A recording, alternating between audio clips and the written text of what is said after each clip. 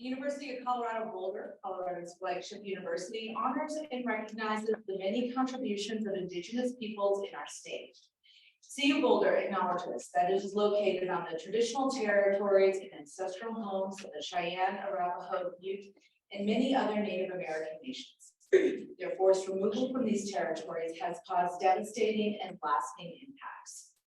While the University of Colorado Boulder can never undo or rectify the devastation wrought on Indigenous peoples, we commit to improving and enhancing engagement with Indigenous peoples and issues locally and globally. And we will do this by recognizing and amplifying the voices of Indigenous CU Boulder students, staff, faculty, and their work, educating, conducting research, supporting student success, and integrating Indigenous knowledge, consulting, engaging, and working collaboratively with tribal nations to enhance our ability to provide access and culturally sensitive support to recruit, retain, and graduate Native American students in a climate that is inclusive and respectful. And for now, our keynote speaker, Terry Flannery. Terry is a strategic, innovative, and collaborative higher education leader with more than 35 years of experience in a wide range of functions, including advancement, enrollment management, and student affairs. She has worked at large, medium, and small institutions, private and public. She has led some of the most successful brand campaigns in all of higher education, including American University's WONK and the Universities of Maryland's Fear the Turtle. In 2018, she was recognized as International Brand Master. Terry is a consultant, speaker, and author of the 2021 book, How to Market a University Building Value in a Competitive Environment, which is also a master's course. She currently serves as the Executive Vice President and Chief Operating Officer at the Council for the Advancement and Support of Education, where she directs divisions of education, membership, marketing and communications, data, research and technology, and strategic partnerships. Please welcome Terry Flannery.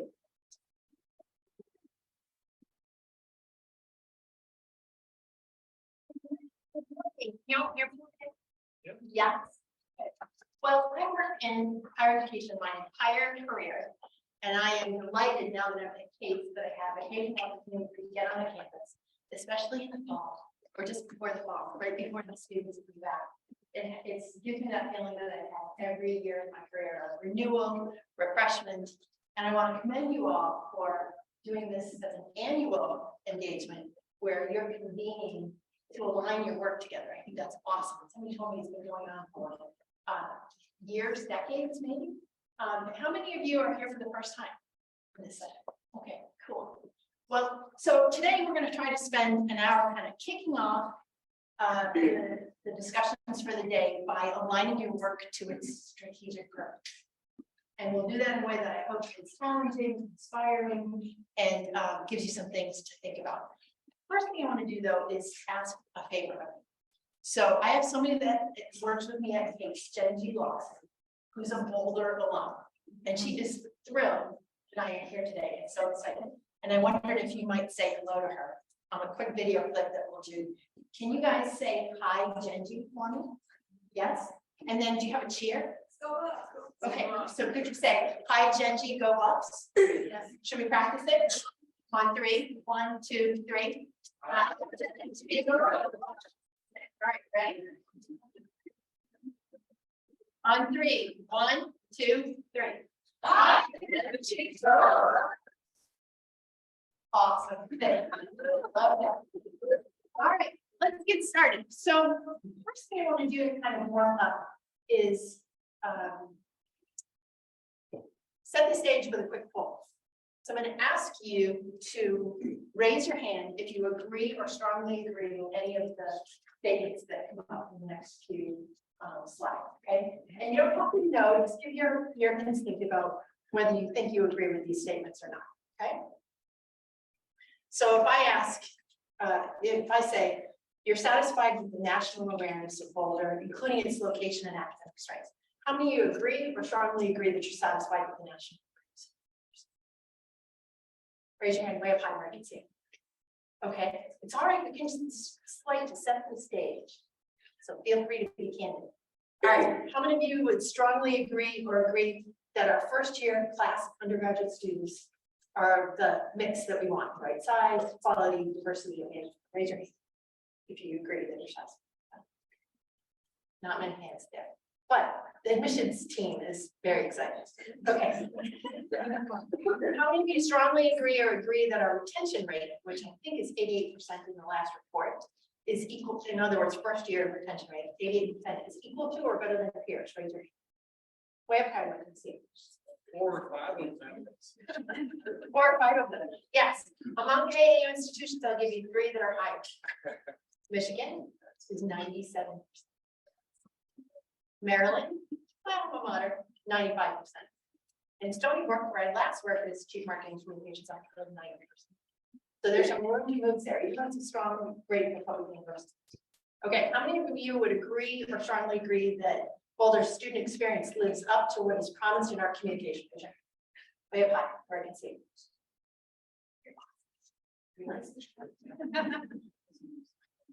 All right, next one. Boulder's alumni are satisfied with their student experience. Raise your hand. You agree? Okay, a little more than that. The share of our alums who are employed within 6 months of graduation is excellent. How many agree? Okay, I have 87%. Is that sound right? Okay, so again, who 9 out of 10 is kind of where a lot of institutions, public universities are right now. So it's really good. There's better.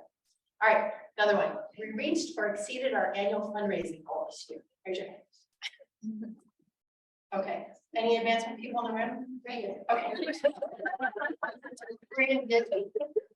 It's not official, but we should be right there. All right, we It's should not- be right. it's not- Not official. Everybody has to pinky swear. Yeah. Whoever pinky swear, we can't tell that yet. But yes, we exceeded our annual fundraising goal. And we're going to hear more in a little while about what's coming in terms of next steps and fundraising. Okay, where's this one? Our state allocation is where it should be. Oh, lots of food. Yeah, I have to say, I looked at. Do all of you know what AAU is? Is that a familiar term? Anybody? I should ask. Should I define it for anybody that would like to know? AAU, American Association of Universities, are the strongest research universities in the United States and Canada. They do the most research in terms of expenditures and funding, and they're really at the cutting edge of discovery in our part of the world. Boulder is among 35 of the 62 AAU institutions that are public research universities, and they compare against each other all the time where some of this data is coming from. And I looked at the state allocation per student, which is a measure of state support, is the lowest among AAU institutions for Boulder. The second lowest is Stony Brook. The second lowest is Stony Brook in Long Island, New York, where I just came from. And I recognize that that's a function of the political climate and a whole bunch of other things going on. But it's another place where our work can influence that outcome. So we're going to try to connect those dots. All right. I think this is the last one in our poll. Our research reputation among AAU institutions is where it should be. Do you agree? Raise your hand. Yeah, you don't have to be shy. It's pretty good, right? Yeah, it's pretty Could be better, right? All right. So this leads to my question. So why do we communicate? And I do much better when you guys talk back to me. I'm going to ask you to answer that question. What do you think? Why do we communicate? Why do we do it? What's it for? To recruit students, yeah. What else? Convey information. To convey information, an important piece, yeah. To retain, yeah. Build our reputation. To build our reputation. Demonstrate impact. Excellent. Demonstrate impact. To inspire and sustain pride in the university. Excellent. Yep. Other thoughts? These are all forms of building relationships that create value. And that's what we're going to talk about today. So I'm going to experiment here, and I could lose total control. never get you back. I'm gonna try. I'm going to ask you to partner up with somebody next to you. I'm gonna give you some instructions and then you're gonna answer these questions. So the instructions are that I'm gonna ask you to answer this question. The first thing I think of when I hear the word marketing is, and you can come up to 3 different things. And just swap notes with each other, okay? When you're done, when you each have a chance to answer the question, I want you to raise your hand, hold it up high, and look at me, so I know you're done. And if you take too long, everyone else in the room is gonna know that you have not. Hold it around. Got it? Got the instruction? All right, so the first thing I hear of when I hear the word marketing is go.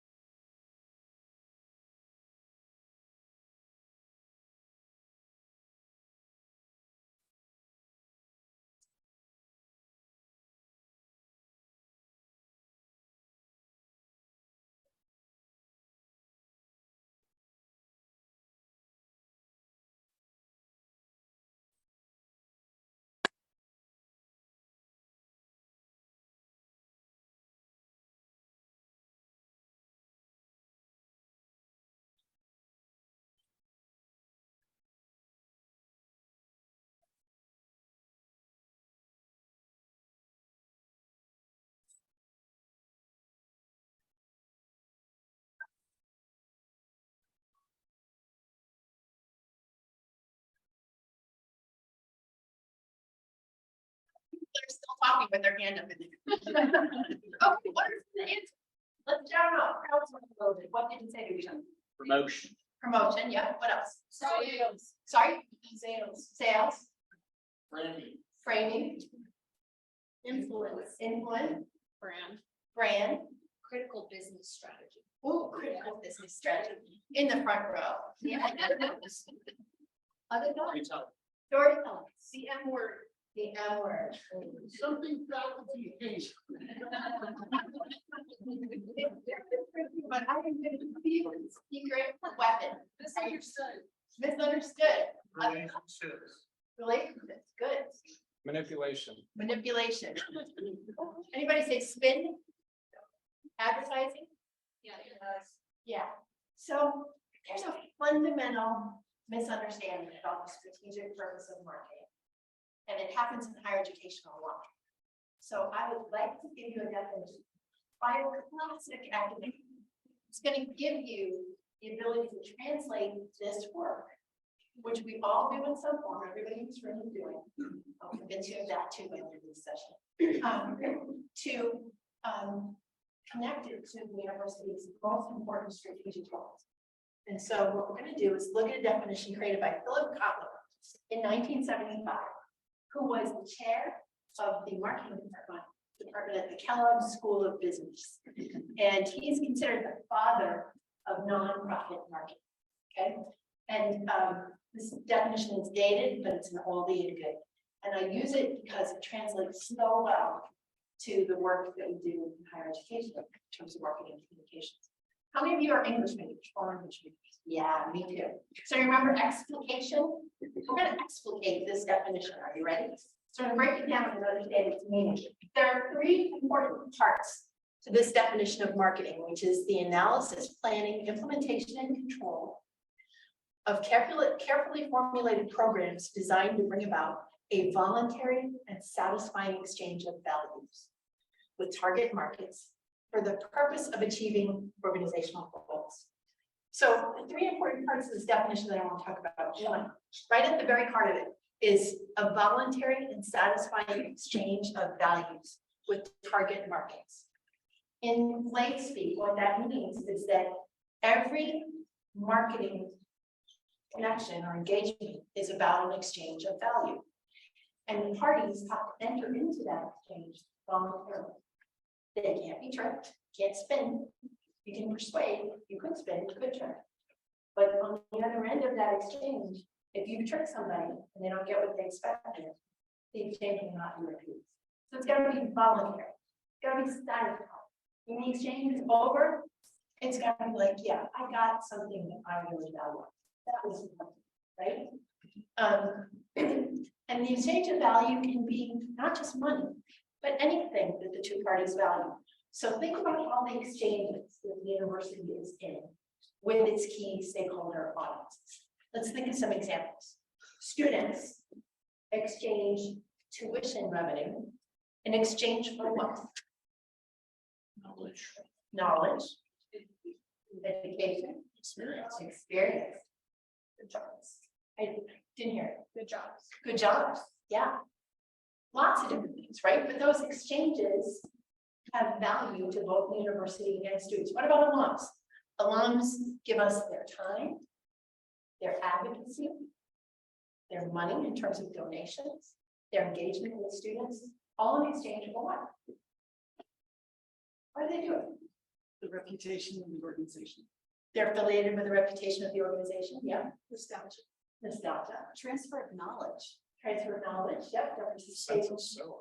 What's that? Sense of self. Sense of self, the altruism, the recognition, the purpose of giving back, sometimes really important. The pride associated with affiliation support, those are all exchanges of value. You can think of every stakeholder audience and talk about an exchange of value that we're trying to create. So we talk about state allocation, we talk about research funding. There are audiences we need to influence, to engage in a relationship, be aware of who we are, we talk about that process, and get them to get so interested in us that they want to get involved in an exchange of value. And if that purpose is, that exchange is successful and satisfying, it gets repeated and you develop a relationship over time. That's why that exchange of value is the heart of that definition. The other two pieces that are really important about this is the carefully formulated programs and all the stuff that leads up to it. So the analysis, planning, implementation, and control of carefully formulated programs. That's using research and data and institutional decision making to offer things to our target audiences that they will value, that they recognize as meaningful and they want it, right? It's not offering stuff that isn't of interest, right? It's meaningful. And then the last piece of that definition is for the purpose of achieving strategic goals. That's a whopper, okay? Our work is not in some silo telling a good story. That's who we, quite frankly. It's of course a piece of what we do, but to what end? Our tools are designed to influence those outcomes we talked about in the quick poll that we did at the beginning of this session. We're going to talk about the process of developing a strategic and integrated marketing program, along with a few other definitions to influence this process. So the next time you get a cranky faculty member who doesn't want to talk about the M word or the B word, use this definition, because when you break it down, it works like magic. Like magic. All right. The carefully formulated programs piece of that definition is really talking about something called the marketing mix. And it's really the set of levers you can pull to engage in a successful exchange of value with your target audiences. And the levers include things like price, product, place, and promotion. We'll just briefly talk about each of those. These are classic marketing tools and definitions. They've been updated since, but we're only doing the basics today, right? So price is, at what cost does it require access your programs, your services, your experience, right? And that cost could be money, but it could be time, it could be support, it could be other things that you're hoping to get in that exchange of value. If the price is low, it might signal a particular value, either high or low, right? You charge too little, people think it's not quality. If your price is too high, it could inhibit people from accessing your programs, but it could also signal high quality. It's a weird inverse relationship with price and quality perceptions of quality. The product is all the things you offer in the exchange. And in higher education, our product are really services. They're educational programs and all the things in the student experience, the alumni experience that we offer. Place is about how the services are accessed. So in a traditional sense, people come to the campus to access our programs and services. But really in the modern world, it's about all the ways that we can make our program and services available and through what means. So those might be virtual, those might be in person, but it's the means by which your products access. And the last piece, promotion, we finally got to it, one of those words, right? So there's a really important element of promotion, really accurate, meaningful, motivating communication that gets people to notice you and engage in that first exchange. But it's the last piece after the institution has made a bunch of these other decisions about how to position itself in the marketplace. And you guys are not always in positions of influence to affect those decisions, but your leaders are. And you are then influencing the processes that follow through on decisions they made about strategy. Okay, so that's that set of carefully formulated programs. Last piece I wanted to define is what a brand is. So there are like 26 definitions of brand in the literature. So we're not going to do all 26 in the book, but maybe a few that would be helpful, I think, in this context. A brand exists in the mind of your audiences, not yours, right? It's in their head. So anything we want to do to engage with them and communicate with them has to influence what's in their head. That's why it takes so long for perceptions to change, brand perceptions to change, because you're changing what's in other people's heads. Brand represents the sum total of experiences and associations with your institution. So everything that someone experiences, whether they're a student, alum, legislator, a research funding organization, they have a set of experiences with you or a set of perceptions about you based on their experiences. Brand is what they think of, like 1, 2, 3, when they think of you based on those experiences. It's almost a visceral sense of feeling based on the experiences they've had. And we aim to influence that, right? Brand can also be a means to measure your relationship with your key audiences.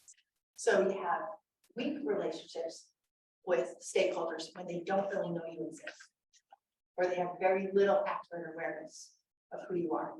And you have very strong relationships with markets, audiences, stakeholders who know you well, and they like what you do, and they engage with you, and they repeat in engagements with you. So annual giving behavior, retention, those are expressions of brand loyalty, which is some of the strongest relationships you can have with your target audience. Right? So brand can be a way to measure a relationship with the audiences. And last I want to mention is that every institution has a brand. It's just a matter of whether you're managing it. So we're going to talk about some tools and things that you do in your work that influence that process. Here's the last kind of conceptual thing that we'll do, and then we'll talk about the work that you're doing here at Boulder.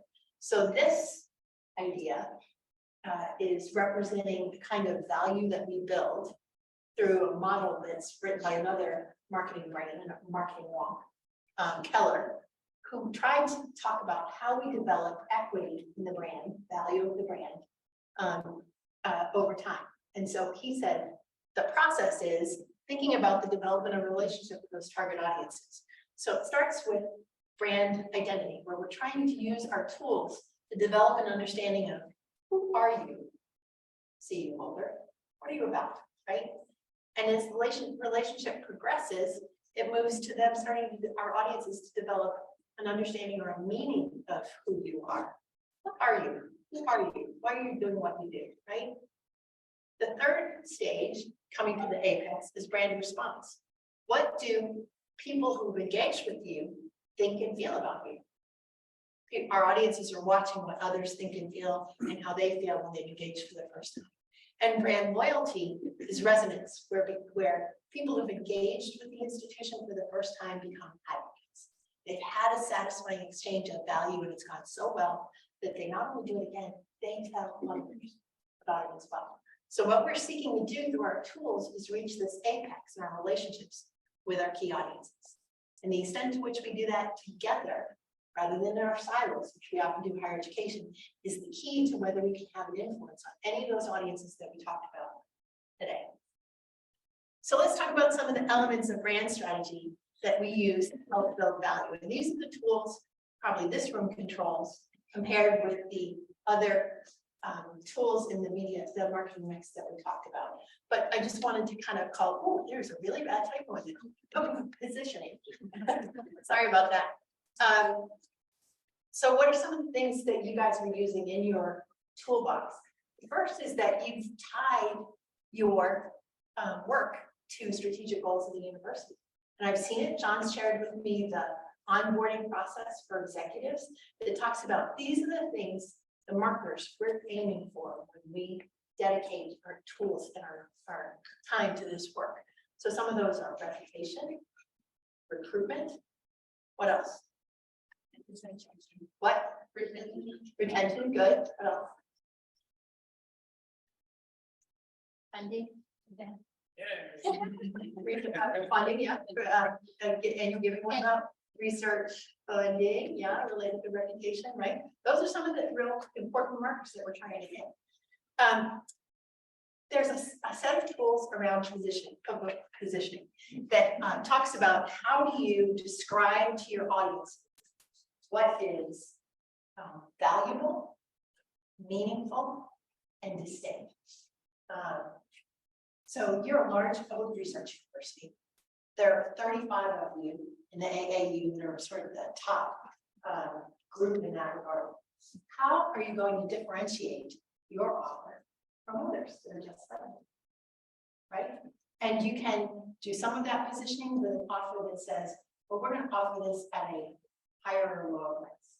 Or we're going to do this by offering a distinct set of programs relative to other universities that are like us. Or maybe your competitor set for students, for example, are other institutions in Colorado that aren't large research universities at all. And you're really leaning hard on the research university piece of the positioning to make that compelling.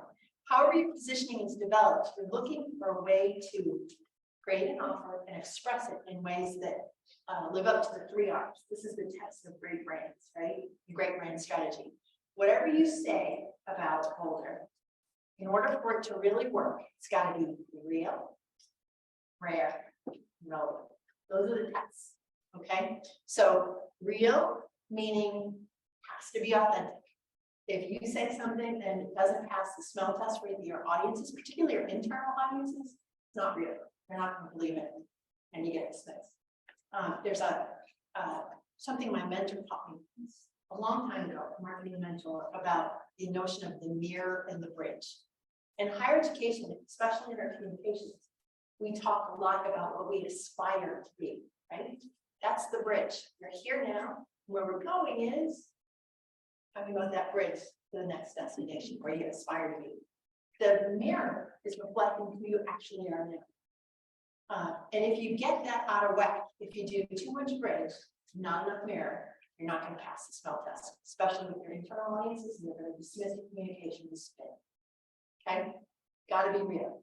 If you got, I don't know what the proportions are, about 85% real and 15% of mirror and 15% bridge, you're probably in the right realm of authenticity to real.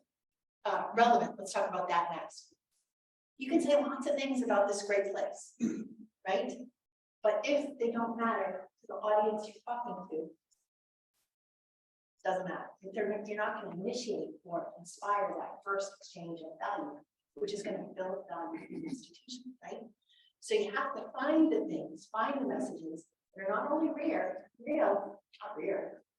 but also meaningful, motivating to people. I want to be a part of that. And then the last test, the toughest one, rare.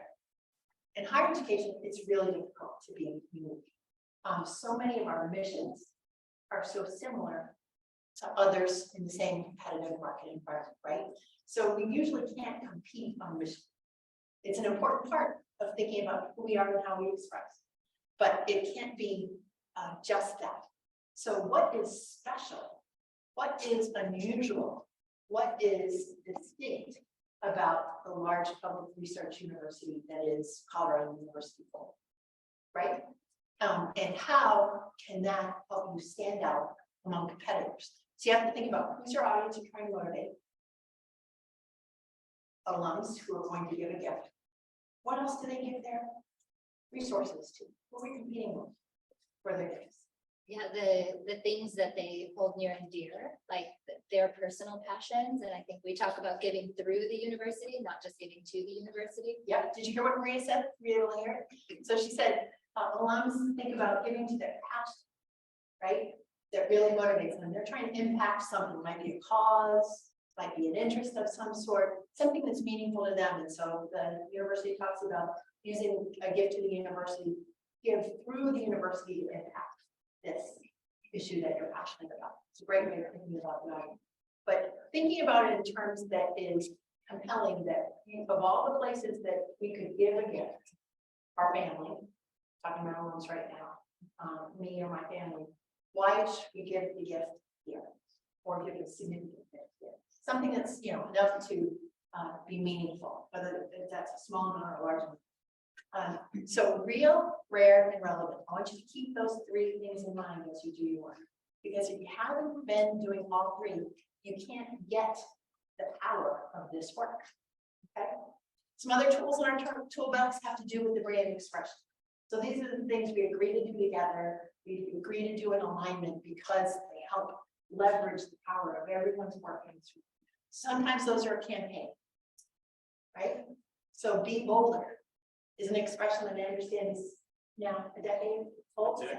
Yeah. You're on the way to getting up by fear of the turtle. Which I think was 17 years. And the one campaign in American was 10. But look at Just Do It. Look at driving machine or BMW. Look at Volvo and safety. Their brands are decades old, the brand platforms that they're dealing with. And I want to encourage you to think about brand expression as a means to do some of what we're talking about. It takes a while. It takes a while for it to show results because we're trying to influence that brand that's in people's heads.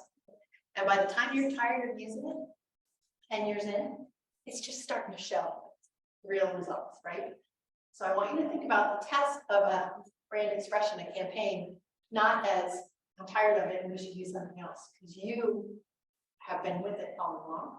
You've been working here that entire time, but it's just starting to show its results. And to people who've never interacted or exchanged value with the university before, they've never seen or heard or very little. So your fatigue with it has to be addressed in other ways. And there's ways that you can do that by refreshing pieces of it without revolutionizing it. But a campaign is a way of expressing this value proposition in a way that's real, rare, and relevant. Sometimes you have slogans. What's the slogan you guys use? We're using Be Boulder in that way. Be Boulder, yep. What else do you use? What's Go Bucks about? Yeah. What's that about?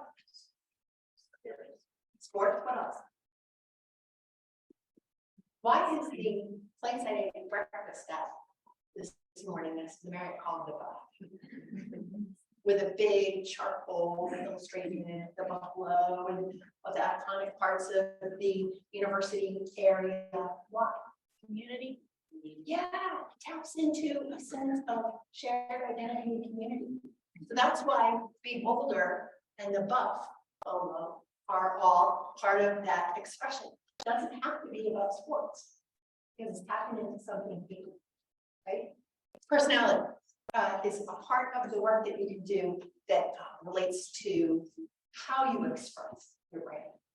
Every institution has a brand, it's just how well it's managed, right? If we spoke to audiences about Boulder in a way that was quite formal and traditional, would it be effective? Would you say that was the mirror? What do you think? What's the voice of editorial voices closely related to personality? What's the voice of Boulder when you're talking to different audiences? What are some of the key characteristics of personality that are in that voice? Do you know? Any ideas? Have we not talked about this before? Outdoorsy. Outdoorsy, funky, Western, supportive, techno hippie. There's some, yeah, there's some entrepreneurial innovation, disruptive. All right, There's some great attitudes in there, right? I'm not picking up that we're aligned or agree on the place for some more work, but if you got that right, that'd be part of your real rare development. Because you're a large public research university, but I don't think you're in any of us, there are any of the technical hippies. Right? There's work to do there, right? Visual identity, those are all the brand tools and toolbox. How many expressions of the logo do you guys have in this room that you use? How many would you guess? 20? Did I hear? Not quite there, smiling with heads down. You but there's an opportunity there, right? Everyone wants their own version of the identity for their part of the institution.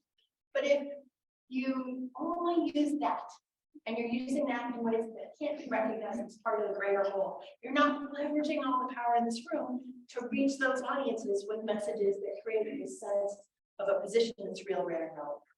So imagine if you leverage the investments that you're all putting into the equation by doing things in alignment, whether that's visual identity or other kinds of things, voicing the institution.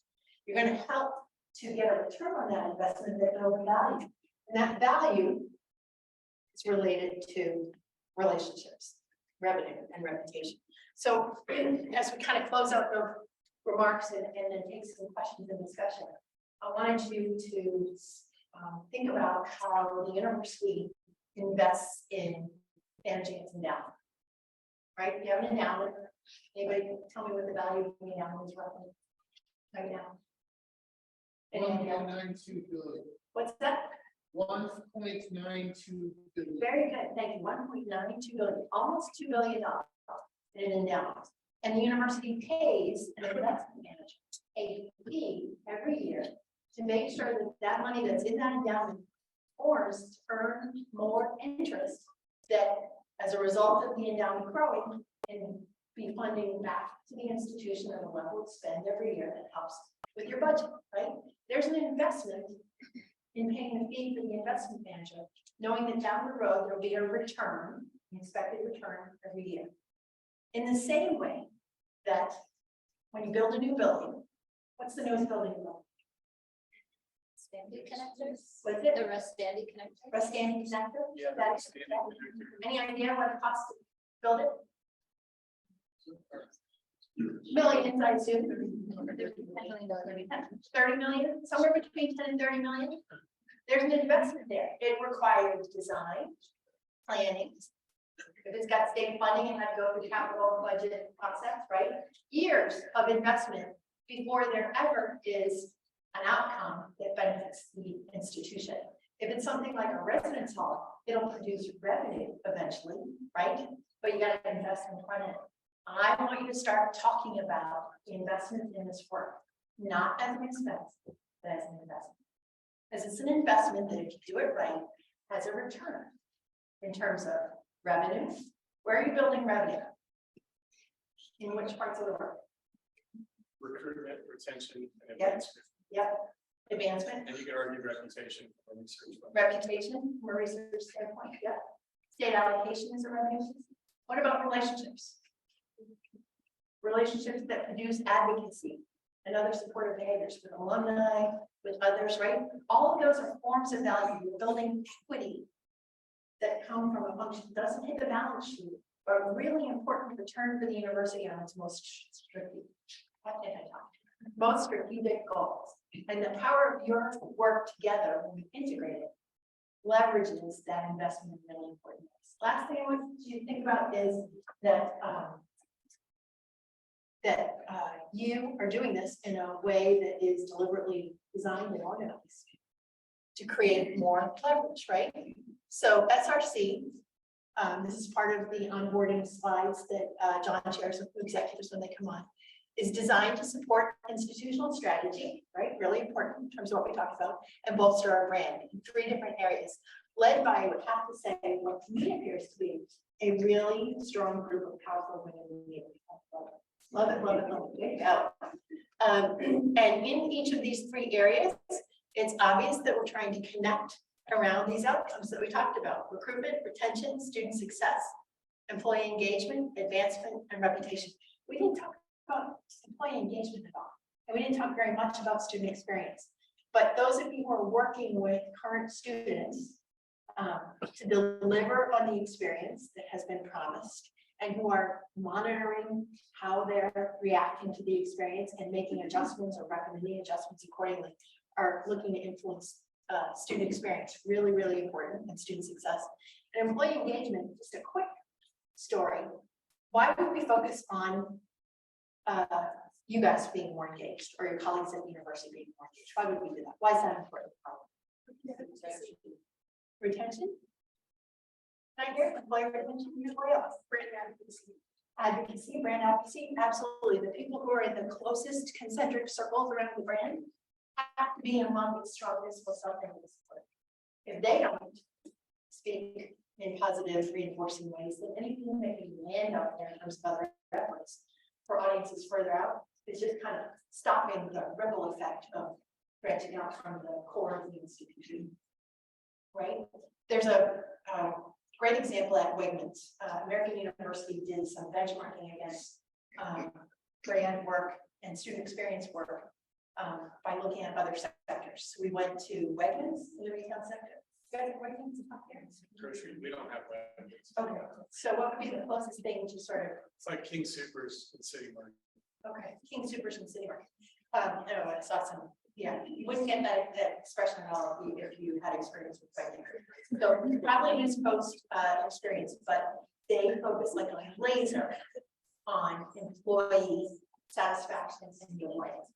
I'm not kidding, like, because they have realized through their data that if employees are satisfied and delighted, then customers are satisfied and delighted.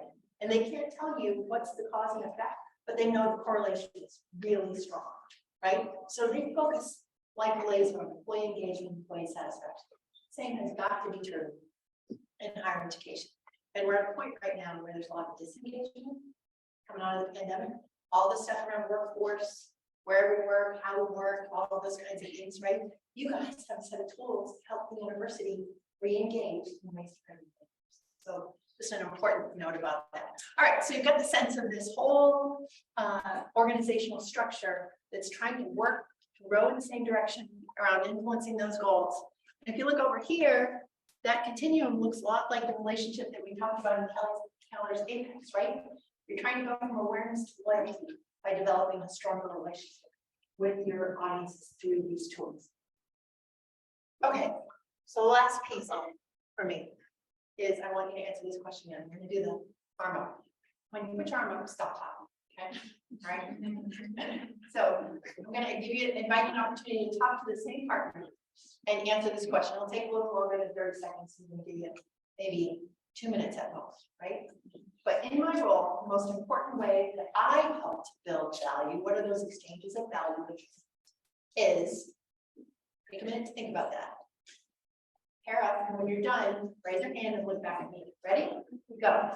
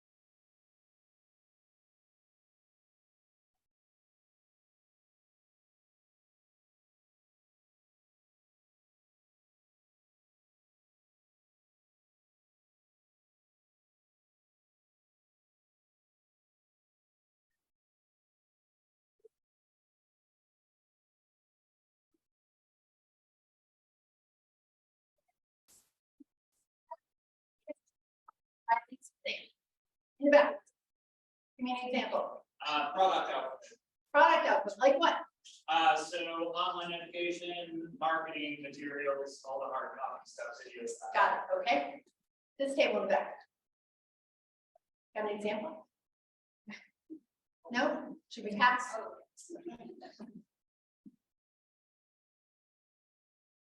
Who's got to answer this question they want to share?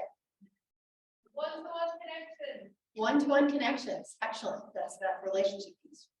Yeah, Hiring and team building. hiring and team building, oh, that's an awesome way to answer that question. Because it goes back to the employee engagement piece, right? What else? Making out successes from our first generation students. Success from first gen students, awesome. Finding internal stakeholders that were more than promotion. Reminding the internal stakeholders that you're more than promotion. I've given you a definition to use. Don't weaponize it, try to use it well. And I've given you language around investment that creates a return that builds value, not an expense. Of course, it's an expense, but not that, right? It's not just promotion, it's all those other things.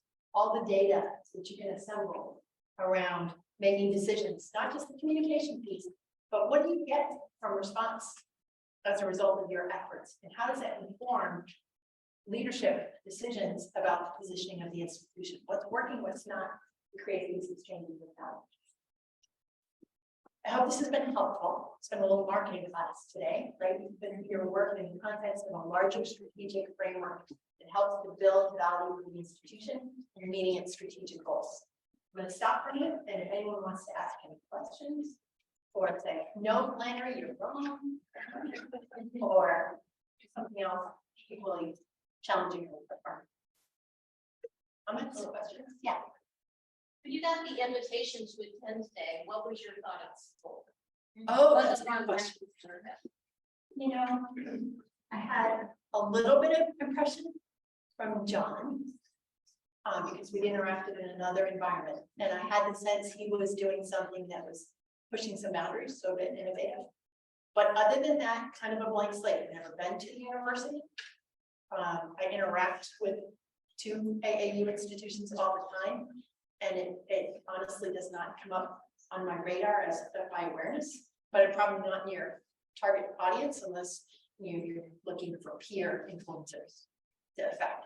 And once I got a look at what you're doing in terms of Boulder and those brand associations you're trying to create, leadership plus innovation equals impact, right?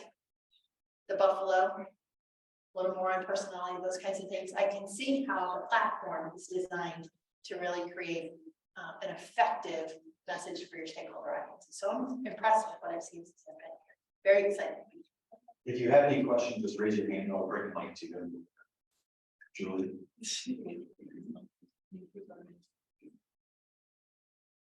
I was curious which university you view as really excelling at this, the integrated funding communications. Well, great question.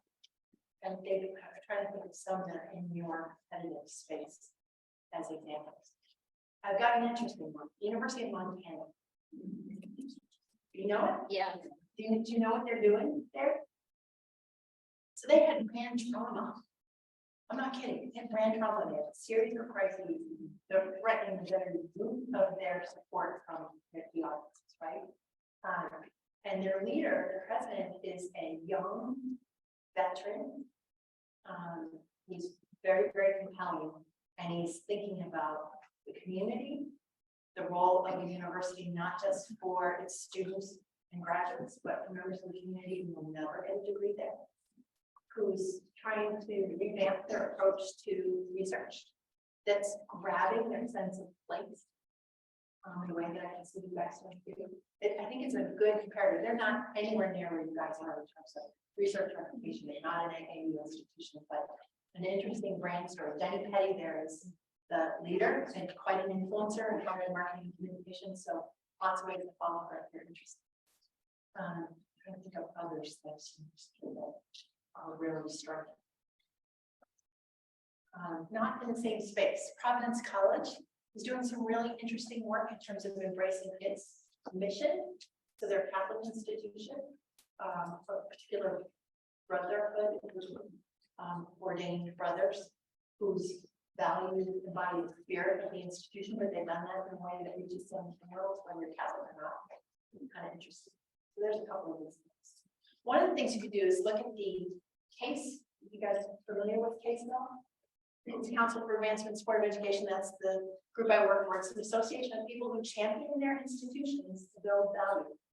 So they're doing work like you're doing in this room, marketing, communications, and relations, and fundraising along with advancement services. Every year we do a group of awards called Circle of Excellence Awards, and there's categories of awards around marketing, branding, strategic communication. So you can look at who some of the pace setters are in the work every year. The awards came out just about a month and a half ago. So take a look at that and we'll see some other really good examples. See what the judges, the peer review judges say. Did you guys want to deal with? We had two college and school magazines, School of Education and the College of Media, Communication and Information won silvers for their magazine. Are you guys here? So you're right here. You got it.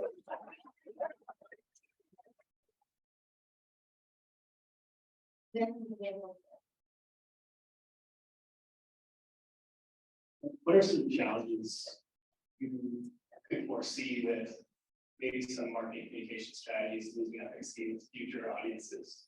I missed the last part of your question. Some challenges that With future audiences not being as receptive to some of these strategies, at least within the environment of like AI and other things, sort of, providing, I guess, a more insightful perspective from some of the audiences. So Yeah. how does that challenge what some of these? So I think AI can be our friend, as well as something that's out there keeping us honest. So the piece about AI that's generating things, content that students can use, students in particular, to search about brands that they're interested in. They wouldn't use that word brands, our current group of traditional age students. But the tools they use are going to be AI powered, crowdsourcing information that's out there from our students, from our moms, to kind of tell the story of who we are, right? So you darn well better be authentic in your representation. You're going to get caught quickly if you veer from what many students currently think we are. But AI can also be a tool that we use to employ. So I was blown away. How many of you use AI in any of your work yet? You use it? So Casey's got some really foundational work to do in terms of its value proposition, especially for people who do the work that we do. We're known for fundraising, and we're known for other stuff from alumni work, but marketing communications focus on people. Terribly relevant in terms of the work. We aim to change that. One of the things we really needed to do was some really basic, Jennifer, our first CRM, HubSpot, installing it. Hard to believe the case never had a CRM, association management software. Segmentation of audiences, and then expression of the value proposition, that real, rare, and relevant expression of value to our key audiences that we're trying to shape. And so, struggling with what the value proposition could be, we have lots of research. We tried to kind of creators think a little bit about expressing that, testing it a bit, then we plugged it into ChatGPT. And it came back with just looking at what was on our website, almost aligned perfectly with what we were trying to express, and it did it in 15 seconds. Then we said, can you express a little more, less formal language? And it put it more in kind of a sales approach to why you should be a member of CASES. It's unbelievable. So I think it can be a tool to help us express authentically who we are. Might need a little more work and help to make sure it's got that bit of the bridge in our expressions. And then the last piece of your question is, students who are of traditional age resist kind of being marketed to, but they are some of the most brand savvy people ever to occupy the planet, right? And when you engage them in ways that they wish to be engaged, form an exchange of value, and that's satisfying, they will be your most powerful messengers of the brand. So you want to reach them in ways that are relevant for them. Okay. So we're at about time. I'm going to stick around at the end for the rest of the day, but I really value and appreciate the thing you do today. Thank you very much. So I'd like to welcome everybody to the third conference. Your colleagues are giving a variety of presentations, 10-minute windows. So if we will be 5 minutes of discussion and then 5 minutes of questions after. So our first weekend we're going to have is Professor Steve Everybody. So right now, my main hammer I use that. Right, so the lyrics here, hey, it's your tomorrow, right now. Come on, it's everything right now. Catch a magic moment, do it right here and now. It means everything. Focus on magic moment, and it means everything. How much does it mean everything? To me, I put it on my arm, one of my tattoos I have. It's one of my favorite songs of all time. So I'm going to tie that into what we're talking about here today, brand listening. So I'm Matt, if you haven't met me before. This is, some of you have seen parts of this before, but I've shaken up a little bit. So my favorite picture to show where Owen meets experience for Steve Boulder is to show an EDM show with the Steve flag right in the middle of it, right? You want to know our culture pretty well, so it's right there. You don't see it. It's a little picture. Here result here. But anyway, that's Owen meets experience. Another picture that I should get tattooed on me because I love this so much is the promise of the experience of the brand gap. The brand listening fits right in there, right? So, as marketers and communicators, we all want the catching of the magic moments to be easy, right? We want a single line, that's how we think, right? But no, it's actually more like Eddie's guitar. A whole bunch of lines go around at the same time, right? So, there's Eddie, actually this is Van Halen in Folsom Field in 1986. So playing on the right here, right here, right now is another phraseology, right? So kind of looking at this a little bit, right? So when I say that, some of your minds go to this, right? Which they should be, because it's big in all our minds, right? The conference we put on last year, right? But actually, my boss are getting mad at me, my mind goes here. To one of my favorite jobs that I had when I was here as a student in 1991, Jesus Jones' version of Right Here, Right Now, the song. If you have it in your head now, you're welcome. And I was a stage hand for that, right? So my point to that, though, is there's no right or wrong. When you're looking at your audience, when you're looking at this stuff, people will see things, the same thing, different ways. I use this optical illusion in my class all the time, right? So going back to this and Eddie's guitar, the lines can be different people, perspectives, memories, or connections. Or another one of my faves that you've seen before, because I do have to swear in every presentation I do, is showing the dynamic part of humans, right? This is the same person 2 days in between, right? So the lines can be the same person at different moments, right? The complexity of what we're doing when we're listening to things, right? You capture one, but not the other, which you go with, right? We've all been there, a bad day, but I'm happy to be here. And a really important line here, I guess that like anything you love, I found things it could improve, right? So think about that when we're seeing some of the people in our community. So 2 keys here I'm covering today. The first key to catching magic moments is context. You may or may not know what that is. If you've seen this answer before, don't shout it out. But yes, it's our logo. And when you have context, you have more clarity. And that's what our team here at SRC does. So brand listening is part of the SRC Constituent Experience Analytics and Insights team. We got Aaron, we got Tanita, and then Chris is in the, on the Zoom somewhere, right? So brand listening is part of that. What's the goal here? To expand University of Colorado Boulder's capability to understand our audiences through multi-channel listening and intelligence. So brand listening work centers on 4 main categories of insights. Constituents, yes, Van Halen again here on campus. Conversations, again, Van Halen here from 1979. Content, the big show they did in Folsom.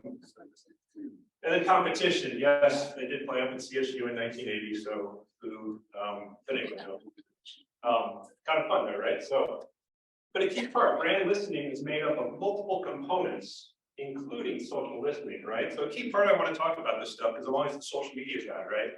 Social listening and social media strategy play in the same arena, but it's important to think of them separately. Social listening uses social data as an important source, integrated with other sources to help better understand our constituents, competitors, and more. And a key part of this, right, is to remember social data, social listening, all stuff is not absolute. It's not representative. It's a start to where we're going at with this, right?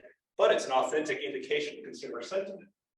And yes, you can go to the app for that, right? Which I go to way more than I like to sometimes, but it's a good source of what's going on. So what do we have? Brand listening toolbox, right? There's three main things that I do in addition to a zillion other reports, right? I have a daily narrative that some of you get that's a little bit long, kind of tested or a narrative of what's going on from the day before. Power BI, we do some dashboards, and then my favorite tool, Brand Watch. So here's an example of some of the tools, the outbound part we have, and the dashboard we have.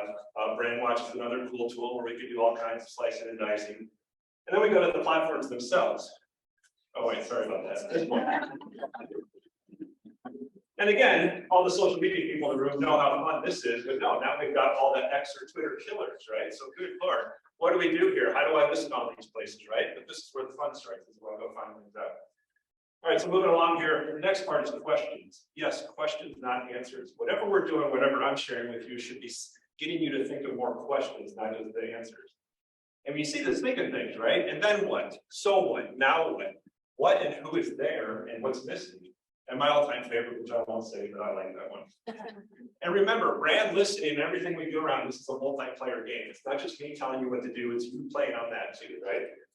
So quick examples, here's from a situation that happened earlier this year. Some of you know about it, I'm not going to go into details about it, but it reached a lot of people, 21 million people.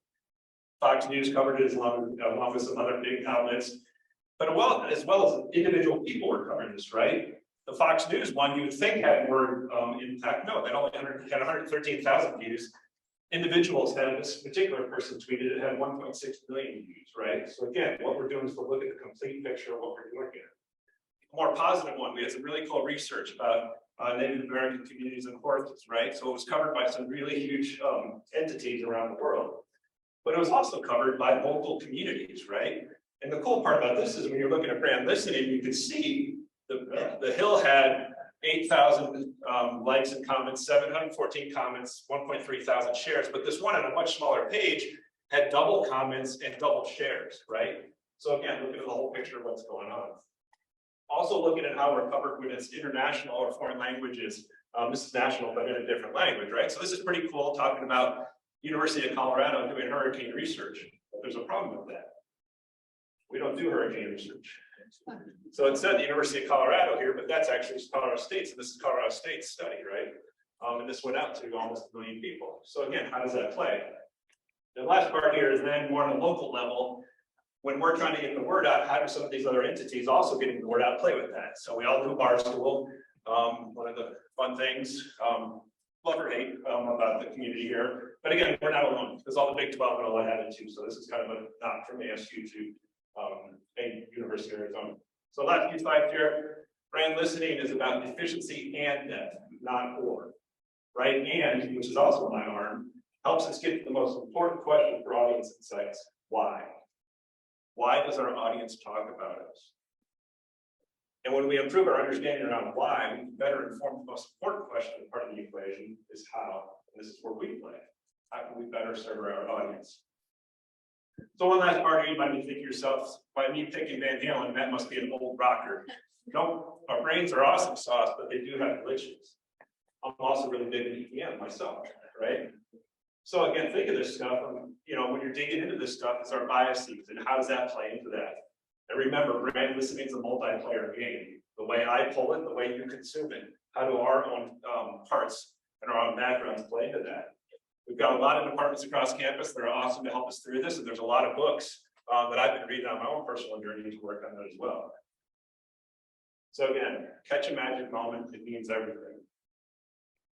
Stay tuned for more 2023 and beyond. Let's work on some puzzles, context and questions together, and always be curious. So that's all I got. I have no idea. We did one question. I have a question, but I just want you to know that we have later Van Halen access. Oh, yes. They got a lot of great shows. That's one thing. Yeah. All right, I think it was my 10 minutes because I have a few couple left. Hi, my name is Kate Wright. I'm with the University Library. I'm Mark Lindsay, also with University Libraries, and so we're here to talk to you today about the Culture Crawl, a program that we've been building and we've been continuing to build for the past 3 years, starting in 2021. So for this presentation today, we want to share how this program got started, where we're at now, what we hope this program will look like in the future, and finally, some recommendations for anyone interested in starting any kind of initiative like this. So the Culture Crawl is a collaboration between CU Boulder Arts and Culture groups. The idea started in 2021 between a small group of cultural heritage groups. Leaders including the University Libraries, Physical Planetarium, the Art Museum, the Natural History Museum, Nest Studios for the Arts, and the International Film Series. So attendance and general awareness of each of these spaces was drastically reduced due to the impacts of the pandemic. And in response, we came up with the Culture Crawl, an idea that was that by hosting a full day of programming, we would reintroduce the campus audience, students, faculty, and staff to our resources and spaces, encouraging them to take full advantage of all of our offerings. Attendance was modest in that first year. And so for the second year, we sought to really build the Culture Crawl by onboarding more arts and cultural groups and increasing attendance. Like in 2021, our goal was to inform the campus community about what these resources and spaces have to offer, and also solidify the Culture Crawl as a yearly campus tradition.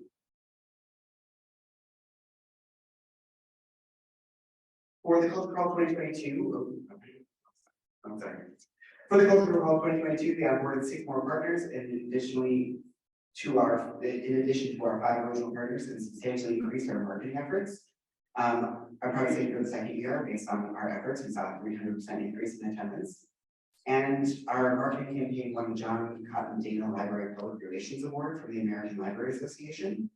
That award recognizes libraries that demonstrate outstanding library public relations and who's listening right now.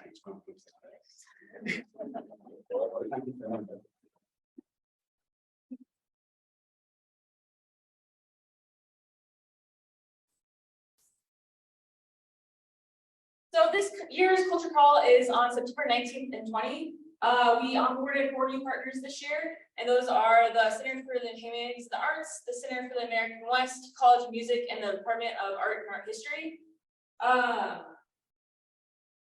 We are continuing to build on the Culture Crawl and push it in new strategic directions by meeting with each of our partners, sharing with them our new goals and vision, and also providing a set of guiding principles so that our events and the event itself is just improving every single year, and it's something that the campus community is looking forward to.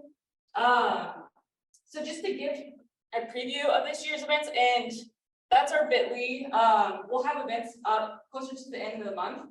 But just to give a preview, the libraries is going to have a live jazz band on steps in Northern Library. They're also going to be like a zine making workshop.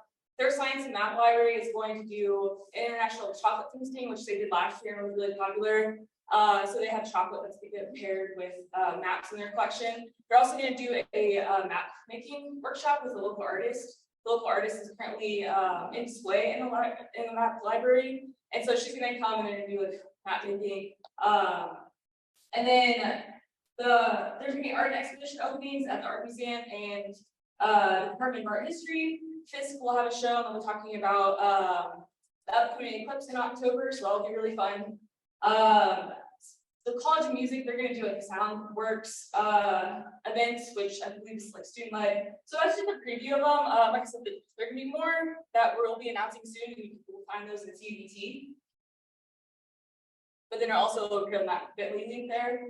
And so the future of the Culture Crawl, what we're trying to achieve this year and the next few years is to start building a platform for all of these arts and cultural organizations to come together and have a place for unified communications. So instead of students, faculty, and staff discovering each of these spaces on a one-by-one group by group basis, which, you know, if you have never heard of some of these, you know, some of them can be really hidden. So having a place for them at the cultural event to have everyone discover them sort of at the same time. And so what we envision the Culture Crawl event is to be an entry point for our audience to continue engaging with these places all year long. So looking forward, as we continue working on new partnerships and collaborations, we envision the Culture Crawl as our signature program and the beginning of a user journey to becoming artsy culture buffs. We also envision it as a place for our partnering organizations to come together to collaborate beyond the culture crawl event, discuss shared issues, and advocate. And so to end our lightning round today, we just wanted to provide some recommendations for anyone looking to start your own initiative based on what we have learned during this 3 years of developing the culture crawl. So the first one is start off with conversations with potential partners to develop a vision and share goals, uncover issues and opportunity areas. The culture call began in a room, this type of room, where between people who are just interested in achieving the same shared goal. Number 2 is brainstorm ideas about how to collectively achieve goals. Number 3 is set a clear strategy, project goals, and measurables at the beginning and communicate it to all stakeholders. This year was really important for us that we met with all of our partnering organizations to outline our new vision and goals so that we were all on the same page. Number 4, document your process. Last year, I pretty meticulously documented all the work I did. I even, copied down emails I sent out to partners so that, so you're not relearning it every single year, so that you know exactly what you did last year and you can improve upon it. Number 5 is measure the outcomes and find areas for improvement. So if you're not measuring your outcomes, then you don't know where you need to improve, what you did well, and so that's a critical step. And then finally, leave space for iteration, setbacks, and failure. That's something we certainly experience and are still experiencing with culture crawl. And so I think for any new initiative, it should just be an important feature of what you're doing. It's going to happen, and it might as well plan for it. So that's it of our lightning round. I just want to say, please attend our September 19th and 20th culture crawl.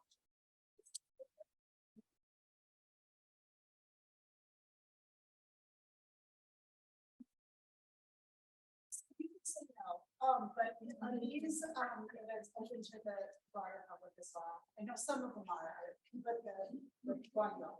Yes. So yep, it's open to everyone. What avenues are you utilizing? So we are using the traditional channels like CBT.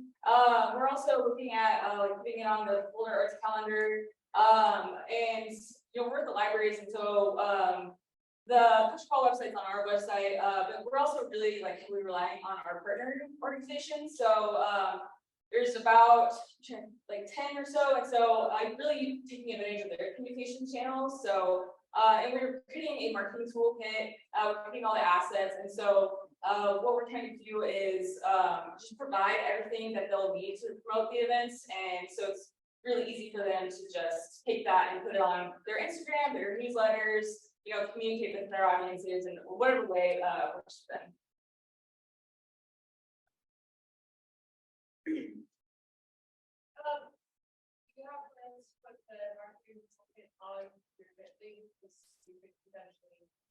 Yes.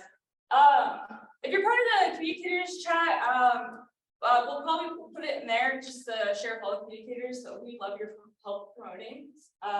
So we'll probably do that. So that would be the best way to find that.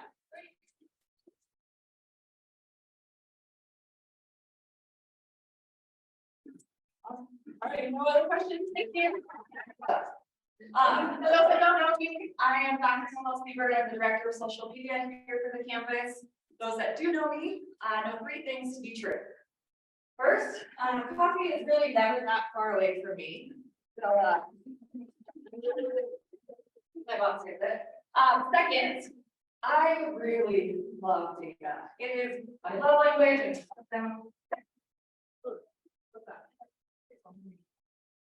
What? I know. I got you. What am I doing?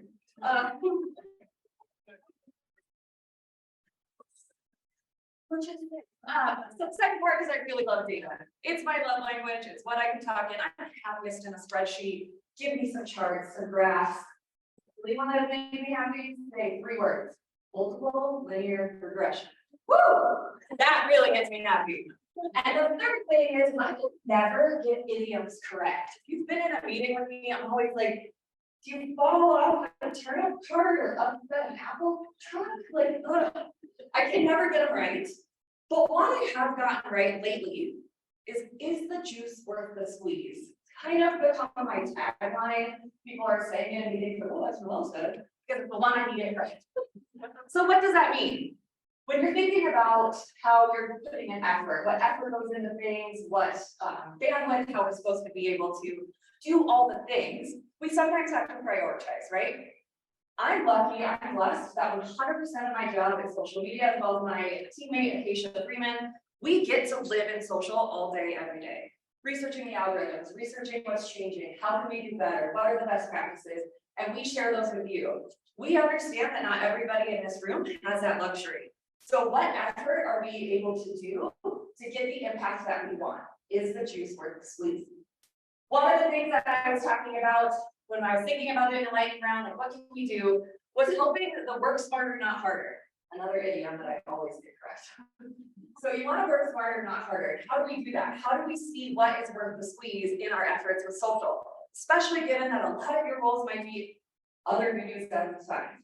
So how do we do that? And one thing that we've developed, and this just fell asleep, of course it did. All right, is looking at. Why are you I love technical difficulties. How do you get it to get out of? Okay. How do you get it to quit full screen, my friends that know how to do this? I know I'm doing that. Okay, we're just gonna do a new window and open this up. Oh, F. Function and that must be a Mac thing. This is embarrassing. Okay. Well, oh well. What? I know, I'm like, why did we get this to work? I know data tech. Okay, we'll just option. Oh, my computer's freaking out. Okay, well, we're not gonna use this. We're just gonna talk about it.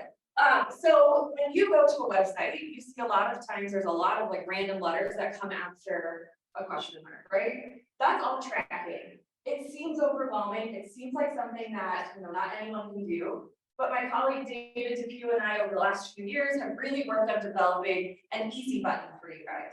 And so what that means is that we have this whole dashboard. Remember how I said I was super happy in dashboards, spreadsheets, in a way that we can see exactly the impact from each platform. So whether it be Facebook, Instagram, Twitter, or X, whatever it wants to be called today, LinkedIn, and now Instagram Threads.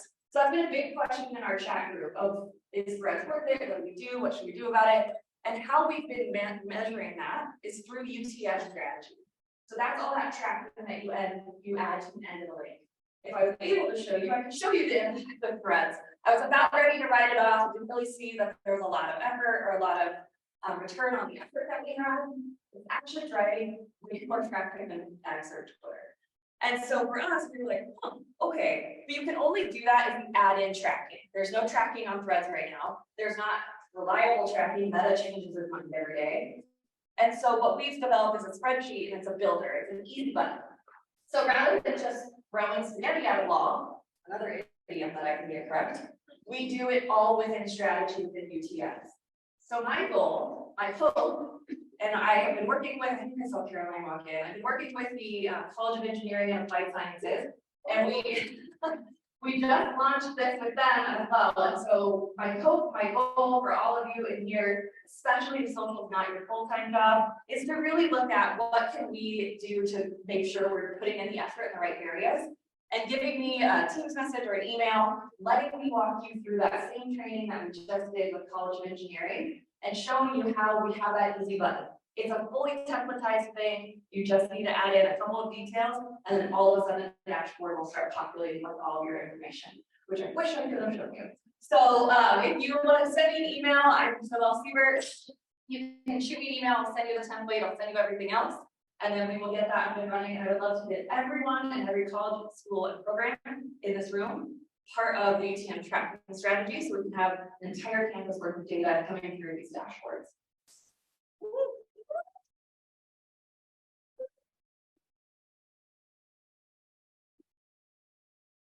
I know I didn't get to show you anything, but are there questions?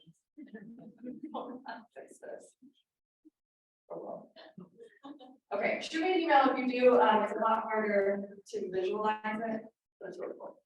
Wait, no, I have one question. Yeah, So in the data that you're getting through the UTM strategy, what kinds of insights can we gather about audiences who are engaging with our posts? yeah, so the question was what audiences are engaging with our posts, what kind of data that we can get.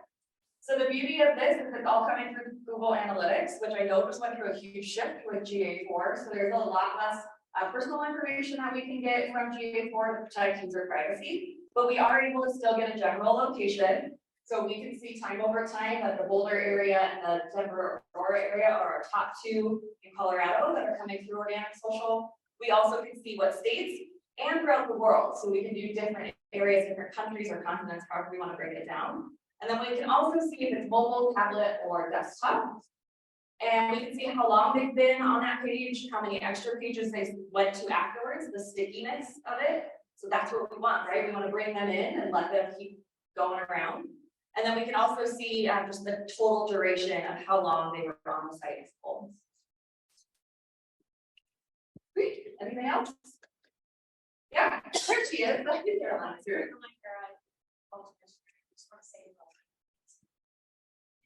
You're super psyched because we can do number crunch time. See where our posts are performing best, what time, the type of posts, how long the content should be optimized for. So it's been incredible. Yeah, Carolyn actually just talked about a second piece, but I only have 5 minutes, so I didn't go into the other one. We can look at time of day, day of week, type of post, length of post. We've all read Smart Brevity and Candace's team. And so length, how long should it be? How short should it be? So I also have that too. So if you have need or want to do that as well, give me a spreadsheet and I'll make it happen. Okay, so Carrie's gonna be really awesome and help me get the slides up and do addition, but I'm gonna go freeform from the top just to introduce the topic. So I'm Maria Hood, I work in advancement marketing and communication. And over the past number of years, the Division of Advancement has been engaged in collecting something called engagement data. It was launched by CASE, the Council for the Advancement and Support of Education. Terry is here representing CASE. CU Boulder is a pretty early adopter and trying to understand what is happening across campus and beyond campus with alums, community members, and other folks who participate in the life of the university beyond just their student experience. So we get many, many letters to the editor. Some come through a web form, some come directly to email. Sometimes it's a phone call. So that there has to be some manual aggregation.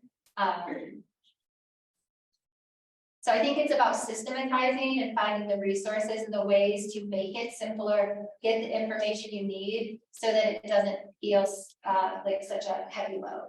And we are actively working on that, improving our processes because efficiency is one of my key motivators. Yeah, John. In the category supporting events, are you able to categorize the types of events? Like athletics events versus arts and culture, etc. Because I could see some potential partnering opportunities with other friends based on. Yeah, that's a great question. I feel like Terry might know the answer better than I do because I'm so focused on the communication. Okay. I know we track the event names. Okay. I'm not 100% if we're sure if we're categorizing them, but I can find that. Thank you. Yeah. Any other questions? All right. Yeah, so sorry. Where does it go? Like, once you aggregate this campus, where does it go? Or is there ways that we can see sort of snapshot? Yeah, so we first aggregate at the campus level on a quarterly basis. We do quarterly tracking. We hit our overall goals this year. There are a number of categories. So I think we'll be able to report that at the campus level, but it's also submitted to CASE. And so CASE, yeah, if you would love to, Terry, I'd love to have you jump in. Not to still raise time, but there's a report, alumni engagement metrics, when the data gets funneled us to CASE, then you can get a summary benchmark report back. that not only provides fundraising comparisons, year performance compared to other institutions, but also alumni engagement in the 4 categories of how that compared to yourself over time and to other institutions. And we can talk with somebody back at Case about analyzing the events specifically. And maybe the last note I'll say is there are university rankings that used to really focus on the percent of alums who give to the university. And what I like about case metrics is that it's looking beyond just giving and looking at a much broader way of defining engagement and its importance and impact on the mission of the university. All right, thanks all. Morning. Hi, I'm Maureen Rydell. I'm the Director of Licensing and Brand Management. I've been in Colorado for about a year. Prior to coming here, I was at the States program, and then prior to that, we are. And prior to that, I was at Syracuse, my alma. We're going to talk a little bit about branding and intellectual property, which I believe is the institution's most valuable asset. And I'm going to go over individual and manager. I came from Utah State University PR, and then I also have a longer bit in commercial terrorism. Yeah, Utah State. So I just love working with it. We've had a great year. Just a few basics to start. Collegiate licensing began in the early 1980s. Bill Battle founded the Collegiate Licensing Company, which is CLC. University's licensing agency while working with Bear Bryant at the University of Alabama. CLC is the oldest and largest collegiate licensing agency in the United States. It was the first organization to recognize the need for colleges and universities to protect their valuable assets and trademarks. Today, college is second only to Major League Baseball, where you see it's quite a business as we work through collegiate licensing. It's come a long way. I've been in business for over 20 years, and back in the day, we faxed our submissions back and forth and approved various artworks. Today, we work off of a lot of data. It's pretty exciting. More global view, we'll work toward coming internal here in a few minutes, but industry-wide, historically, we have found that collegiate sales are generated primarily, which makes a lot of sense, right? Between the months of July through December. We're hoping to have a huge July through December. Little assist from our coach this year. College is a year-round conversation, very important to marketing and branding. We're looking at it from back to school to holiday to graduation. We take an omni-channel approach, so we're really looking at brick and mortar, but we're looking at how we can expand to social and data, digital platforms. Again, we work with CLC. I work with CLC all of these years. They've represented Syracuse, Penn State, and now CU. It's been an excellent relationship. They are able to expand our reach in terms of national reach. I'm hoping to do that here with CU. They do a lot of operational things for us in terms of audit and contract. Compliance. Sorry, I hope you guys can hear me. Corporate responsibility to how our credits are made and to ensure they're made under fair and paid working conditions and those types of things. And we'll go to the 4 Ps licensing. We work to protect the university's trademarks and interests through looking at our trademark portfolio on an annual basis, making sure we're expanding how our marks are protected with the U.S. Patent and Trademark Office. We promote to develop new and exciting programs and products. We market to various distribution channels to reach all consumers and ages, and react to hot market opportunities. And we just went through one.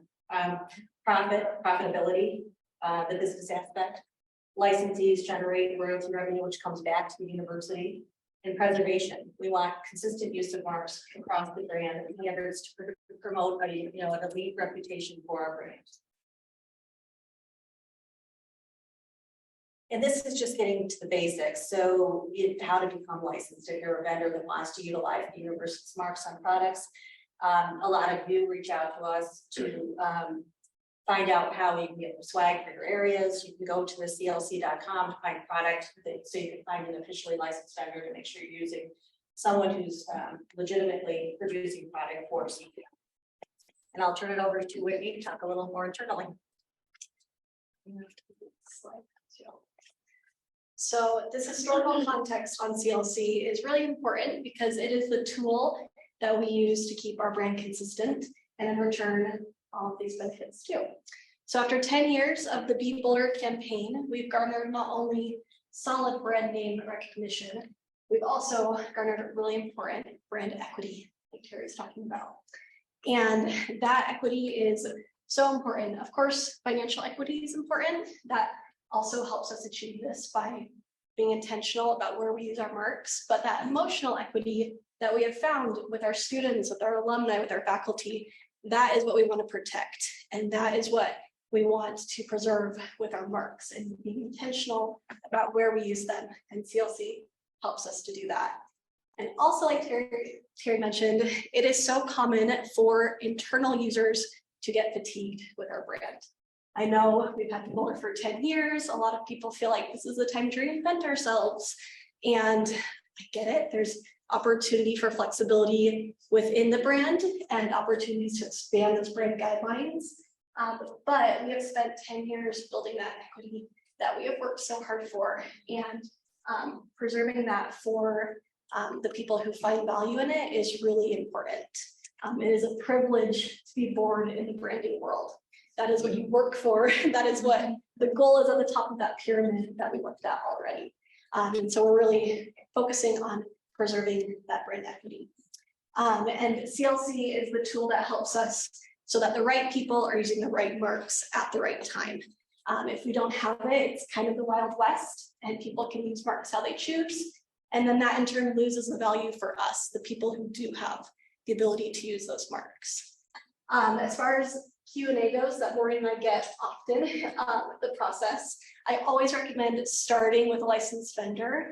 That way you know that they can produce the materials that you want.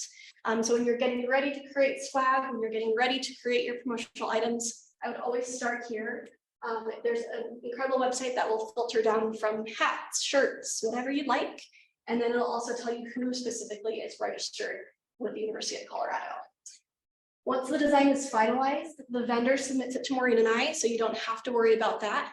However, before you submit it to the vendor, I always recommend sending it to me. This process can take 1 to 3 days to get something approved, and that's on a good week. We both are pretty busy, and so you have to factor that in with your design process of when you want those deliverables, because 1 to 3 days is if your product is brand compliant. If it's not, it's going to take quite a bit longer.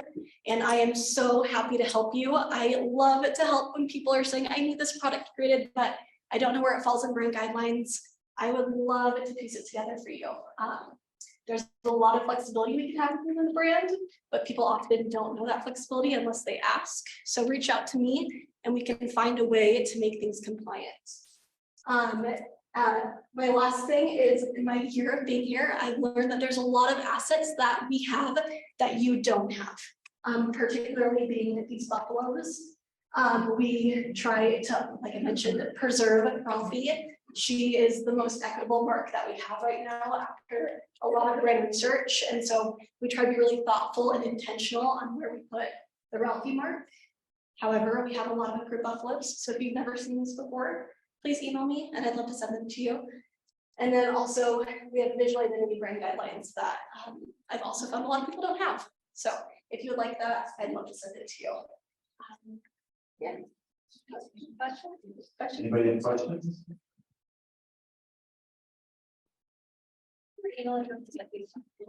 Yeah, CU Boulder brand at colorado.edu.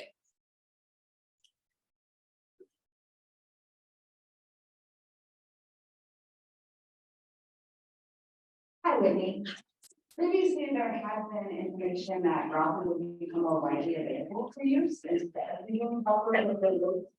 So is that different now, or is more information going to come out for it? I think we'll have more information to come out for it, but as of right now, we are sticking with the interlocking CU. When is that going to change? I don't think we have a timeline on there right now. Well, I mean, we've heard about that last year. That's why I'm like, it's been a year. Yeah. You want to speak? I can give you a quick update. Yeah. We've had a lot of turnover at the system level. And there has been a desire to refresh the visual identity and the overall system brand architecture going back a couple of years. I wrote the RFP for that with help from my system colleagues who are no longer at system. That RFP just got awarded this summer. We have a new senior vice president at the system level who's getting up to speed. We have a new VP of comms at the system level who's getting up to speed. Their backgrounds are not integrated marketing communications. Their backgrounds are more government and public affairs. So one of my priorities for this year is to work with the vice chancellors group at all the campuses to be very present for the conversations we're having at the system level about the visual identity architecture, including our spirit marks. And so we're being very cautious in the short term relative to how we utilize our route view, because there's some opportunities we have relative to overall visual identity architecture. That the agency that was selected, whose name I won't mention because that system's news to break, but I'm very encouraged by who we chose. Will give us some recommendations, and they might give us something that's scalable, sustainable, and really achieve the goals that Terry talked about of us understanding why we use the marks we use, what they mean, and what their significance is to the relationships we want to be in with our different stakeholders. So I know that's frustrating. I know I personally have advocated for the use of that mark previously. And so I have been taking the advice of some really smart folks who are giving me this information today. And we really decided that collectively we want to be very thoughtful about how we do this so that when it's time to really lean in on what it means to be above holistically, we're doing it in a way we can all support, manage, and track. So I hope that's a reasonable enough answer. No one loves the route more than I do. Trust me, my wife went to CSU, and I'm always in a route. I think. In fact, I had a help them. Some of you are aware of in Nebraska, and I was wearing my CU bus. So I still got treated. Thank God. Working on it. Keep sending your questions to the email address. cbranch@colorado.edu, and we'll keep collecting that feedback, but appreciate your patience in the meantime, and I'm hopeful I'll be able to lean in the system and start making some progress. That sounds like it'll be 6 months before we hear anything, something. God, I get to say, no, that's not true, but let me see what I can get back via that Teams chat before Labor Day. As far as what the timeline is like for onboarding, it's hard to push on people you have no real authority over, but I can start letting folks know at the system level, hey, there's a big group of communicators on campus that are getting antsy, and we're going to start losing containment if we don't make some progress. But thank you for that. Okay. Thanks. Thanks.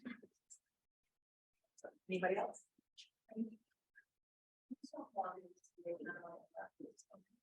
I'm sorry. I have a question, and maybe you just. Go ahead. Basically, our issue in the College of Engineering is we have the lockups, everything's approved. It's an issue of people can't access it. So in the, in retail store, there's very limited College of Engineering swag available. So basically, they can't buy it. We can't sell it. You don't sell enough of it. And we want just a basic lockup is Boulder College of Engineering. So I'm going to address that. That comes to your budgets too. You are welcome to put your lockup on any merch that you would like. It just has to be done through a licensed vendor. That's not really the issue. The issue is obviously we can sell merchandise, right? And people can't access it in the retail stores. So what do we do? Yeah. So do you have online vendors we can work through that people can just go on their own and just buy it? Do you know what I mean? Yeah, so we probably should talk online, but if there's the retailers decide whether they want to carry inventory for a particular school or college. So that's really up to them, but we can probably assist you a little bit more. I can probably come up with some innovative ideas where we can maybe be helpful to each other. Thanks. Sure.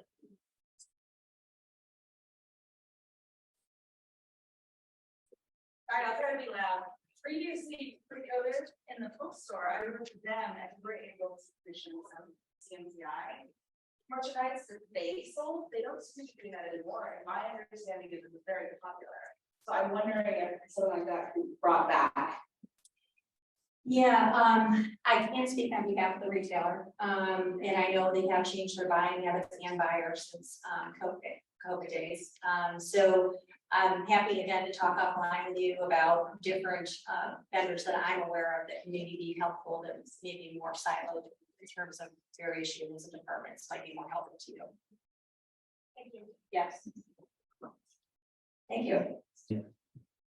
Hi, everybody. I'm Brian Bishop. I'm the event director for SRC. Who here does not know about science fairs? All right, there's a couple.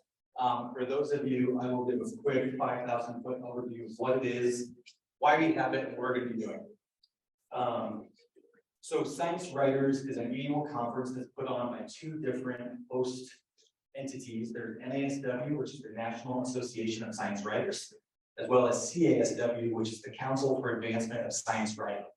NASW is the journalistic side, and CASW is the science side. So it brings together the journalism and the science for their annual conference. It's hosted at a different higher educational institution on an annual basis. And we were originally slotted to host it in 2020, then the world ended. And then we were slotted to host it again in 2021, and then the Delta variant hit. And then last year it was already bid on for at St. Jude in Memphis. And so here we are, third time is the charm. Dan, you mentioned something about a pandemic happening like in the next month or so. You can go outside. And so what it is that we, and by we, I mean Candace, bid on this conference. So we worked with different entities around campus. So we worked with our partners at Rio, with Provost Office, with engineering. And what we did is we bid on this, saying that we are an AAU university, we are a top tier research institution, we are known for earth, space, physics, whatever, science, I'm not leaving anybody out. And so what we did is that we bid on this, we're hosting it, and we are simply a host campus. We being CU Boulder and CU Anschutz are doing this on a joint venture. And so October 6th through the 10th of this year, we're going to be welcoming roughly 700 conference attendees to Boulder and to Anschutz campus for 5 days of science presentations, workshops, tours, field trips, you name it. We're going to be hosting everybody because it originally was going to be back in 2020 around 350 people. This year we're expecting around 700, so it's going to be double that. And so with the space issue, we've always been going to be hosting this at Folsom Field and Byron White Club and Touchdown Club. Now we're going to be utilizing the UMC as well, a little bit across campus on Saturday morning. But again, we're going to be welcoming 700 conference attendees. Most of those attendees are NASW members. They've attended this conference in the past year over year. It's something where they can go, they can be a part of, they can network, they can get up to date on anything going on. But then there also is the opportunity for those of you who are not NASW members to attend. We have a student rate, there's a non-NASW member rate as well, and there's other ways to get involved, which I'll touch on later on down the line. So that's what we're looking to do for Science Writers. We, as the host campus, we have very little say in what gets done at the conference itself. We can recommend main science session speakers, we can recommend workshops that take place, and then what we are able to do is showcase pretty much who we are, what we do, and why we do it. So the tours, the field trips, the lunch with the scientists, that all comes through our science writers, through our partners around campus. A lot of you here I've worked with to get our lunch with scientists, main session speakers, kind of recommendations through. And so all of that said, registration just opened August 1st, and this is what we're looking at now. This is as of yesterday. We have 176 total registrations. For the tours, which is one of the things I mentioned, is what we as a host campus have the availability to do. We're doing a hike with the scientists. So I'm working with Lon Abbott, Bob Anderson, Suzanne Anderson with geography. So we're doing a hike with the scientists at Chicago Park, something fun to go do offsite of campus. We're doing a LASP tour, Atlas tour, aerospace building, a bike tour where we're going to be leaving the hotel and going around the creek path, Pearl Street, Boulder campus. The Media Archaeology Lab. Does anybody know about the Media Archaeology Lab by chance? It's fantastic. They pretty much have every single Apple computer ever created. When I was there, I was playing Oregon Trail on Apple IIe. It's pretty sweet. The City Museum of Natural History and then City's Brewing Company. We're doing kind of like a fun, they always do something where you go to like a brewery or distillery off campus. So that's at Boulder. Anschutz, we're doing an Eisenhower Suite. The Cape Center, extended reality, they're doing some really cool stuff with extended reality and virtual reality with children who have procedures done. So it's really cool. And then their bioengineering center. Field trips, working with a lot of our different local national labs, as well as Mountain Research Station through Series, Atom Computing, which is one of the local quantum companies here in Boulder is a sponsor, NREL, NOAA, NIST, NCAR. Sundays is split campus between both Boulder and Anschutz. And what we're looking to do is, and these are current registration numbers as of right now. And so people will be departing Boulder's campus or departing Boulder Hotel, going to the Anschutz campus for all of their main session speakers, workshops, everything for Sunday. And then Astronauts on Tap is an event that I've been working on Carlo with over at FIST. And so what we're going to be doing is working with a NASA astronaut, still TBD, and a few of our researchers, and they're going to be talking about kind of the intricacies and obstacles of space travel. This is the astronaut who's going to be talking. Then it's going to be followed up by our researchers at CU Boulder and CU Anschutz talking about what they're doing in their research to help set astronauts overcome those obstacles and intricacies while in space travel. So just a few things going on. More ways to get involved. So obviously I'm looking for volunteers. Melinda, I saw you over there earlier. I'm going to connect with you regarding CMCI students. So we always need volunteers. As I said, it's taking place over a weekend. So for those of you who volunteer, drinks on me, or more canvas search on. Donate. Obviously I'm looking to donate and sponsors. I'm still looking for donations and sponsors to sponsor the event. If any of you know any organizations that might be willing and able to do so, please talk to me. And here's my email address as well. And then attend. For those of you who would like to attend, there's a few different options. Obviously, volunteering, you can be there when you're not kind of helping someone and you want to be a part of a session or a workshop, you can just go on in. But then for those of you who don't have the time to volunteer and you would like to be a larger part of the conference as a whole, we do have special rates available. So I think like an NASW member, it is $225 for the whole conference. And non-NASW member is like $450. And then for students, it's $75. And so a lot of these special rates at $75, I don't want to say an unlimited amounts, but I have an unlimited amounts where if Maria reached out to me and her and some of her staff want to attend, so I'm able to provide Maria with the $75 rates. And then I, being my department, will just invoice you, your department, for those special rates. That is it. That was a lot. Anybody have any questions about science writers?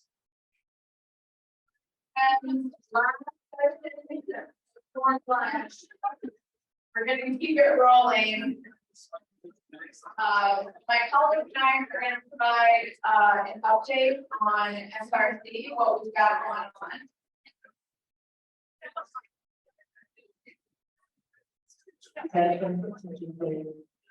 Okay, so this is a QR code where if you scan it, you're going to get a document which is the list of the key takeaways from the presentation.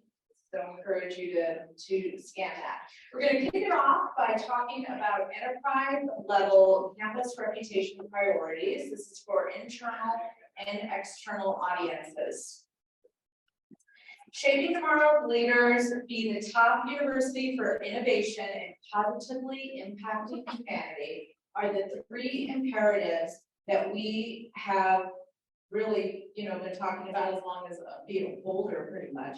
And those are strategic imperatives for several years. And at a high level, the campus priorities determined by university leadership are raising our profile as a top research university. Student success, and under student success is highlighting academics, mental health and wellness, DE&I, and affordability. And then we have campus success.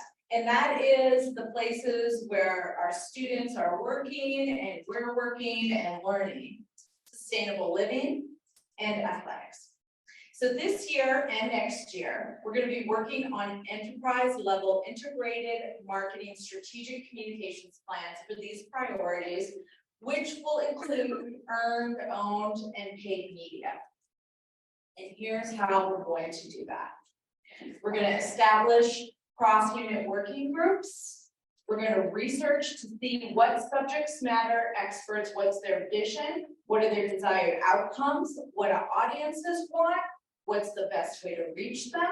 Then we're going to develop content, then we're going to test the content, then we have to get that reviewed and approved by leadership. Then we're going to develop a guide and toolkit for use by the campus, and we're going to be collaborating with all of you more broadly to implement that enterprise level content. Then we're going to develop enterprise reputation integrated marketing strategic communications plan, and then we have to get that approved by leadership, and then we get to implement it. So in partnership with Rio, we've actually kicked off our research reputation group just a few weeks ago.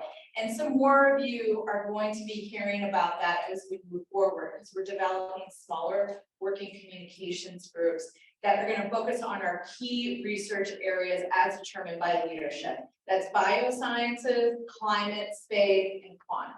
Now we're going to continue to cover other areas of research, don't panic. But our primary attention is going to be on those areas.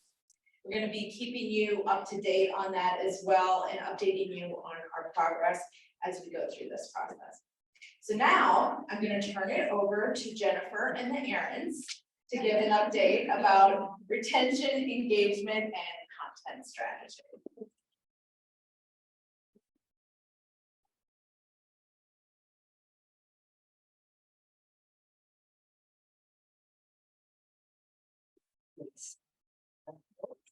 I'm Chris Sheeper, Assistant Vice Chancellor for Marketing and Content Strategy. My errand that I have been in collaboration with is going to be, I'm not going to compare, Aaron Harold. This is going to be a continuation of some of the work we did last year. Last year, she drew the short straw, and we had to stand up on stage and do a presentation. So this year, it's all about me giving the presentation. So first, I wanted to stop for a moment and go back to what Terry had talked about earlier around the voluntary and satisfying exchange of value. And we've been talking about content strategy for a while now, and talking about how it is going to facilitate our ability to become more efficient, how it will enable us to deliver our brand promise more effectively so that people can consume it and understand it. And that is really what content strategy does, is it helps us build the structure, the infrastructure we need to develop an intentional way of communicating what this place does in so many different ways, so that we can exchange the value with the audiences we're interested in engaging with, and with audiences who don't even know they would like to engage with us. And so the work that we have been doing, the foundational work around content strategy, creates the structure for us to be able to analyze or research. It helps us with the data infrastructure so we can plan. It helps us move up to our executive leadership and help them make good decisions that we need them to make in order to implement the content that we want to share. And it gives us maybe perceived control over how we're delivering our messaging, whether it's visual, it's moving, it's words, however you want to talk about content. This is the structure that helps us start to move in the direction where we can be more intentional with how we are expressing our brand promise, and more intentional with how we want people to engage with us. So some of the update I'm going to give you around content strategy is building off of the work that Erin presented last year, where we talked about the digital engagement model or the new student communication model that we were working through BUS, undergraduate success work that the campus has sanctioned. And you might remember the 7 rings, where we start at the center with the audience is at the center of everything that we do. And it starts with their academic experience, their advisors and their faculty, then it goes to their college, then it's the emergency and business interactions, it's student support, it's student life, and we move out and away from their educational experience. So when we think about what we're going to be doing this year within the content strategy space, we are going to start moving towards enabling and supporting and providing a positive brand experience for our audiences. In order for us to do this in that coordinated way is through maturing our enterprise content strategy and operations model. When you think about how do we influence the response to our brand and increasing loyalty, we all have to be in alignment in order to be able to do that. And this is, there's a lot of projects happening and initiatives across campus that are going to enable us to be more aligned. So the actions that we're going to start taking this year, and these are going to last for more than just 1 year. It's not just a 1 year set of actions. We need to work through prioritizing and addressing pain points and the gaps in our delivered experience. And this is a top identified need by our audiences. So if you've heard any of Chris Panetta's research, if you listen to any of the reports that Matt puts together for Brand Watch, if you have participated in the stakeholder interviews that we conducted over the last year, all of those pieces keep telling us over and over again that we have a gap in what we promise and what it is that we deliver.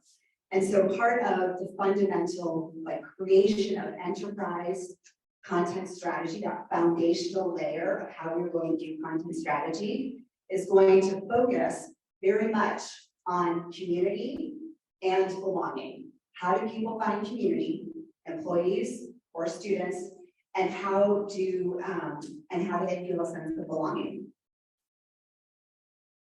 When we clean up inconsistencies in information in tone and voice, this is also a really important thing that we need to do. We do all work in our own buckets, right? And it's really hard for us to constantly be in sync with one another because our systems are siloed, our data is siloed, our teams are siloed, and we're really busy. And this is a really, really big place.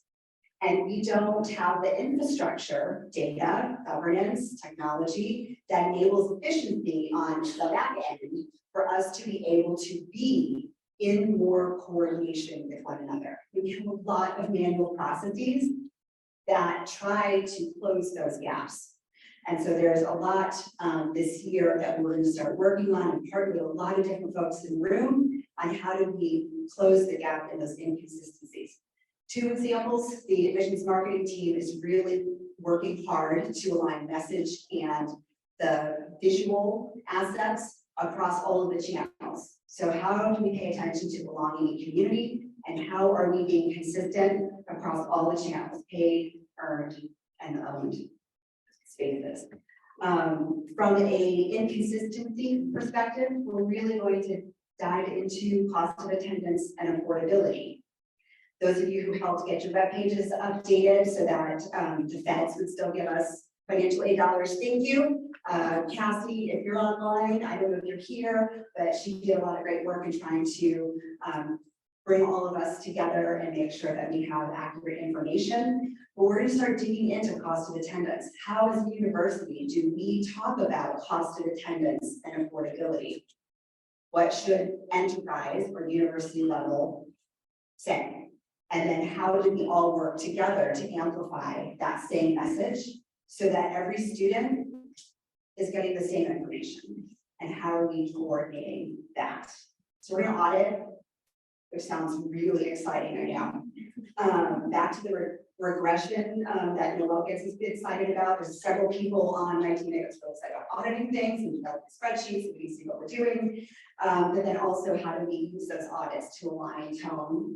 How do we use those audits to help us test? We're going to do some new testing this year, not just what Chris Panetta has been doing, but using some really cool tools through technology. So leveraging the power in the room is really really important. And as we think about aligning more tools, more templates, more trainings, and how do we start to align this?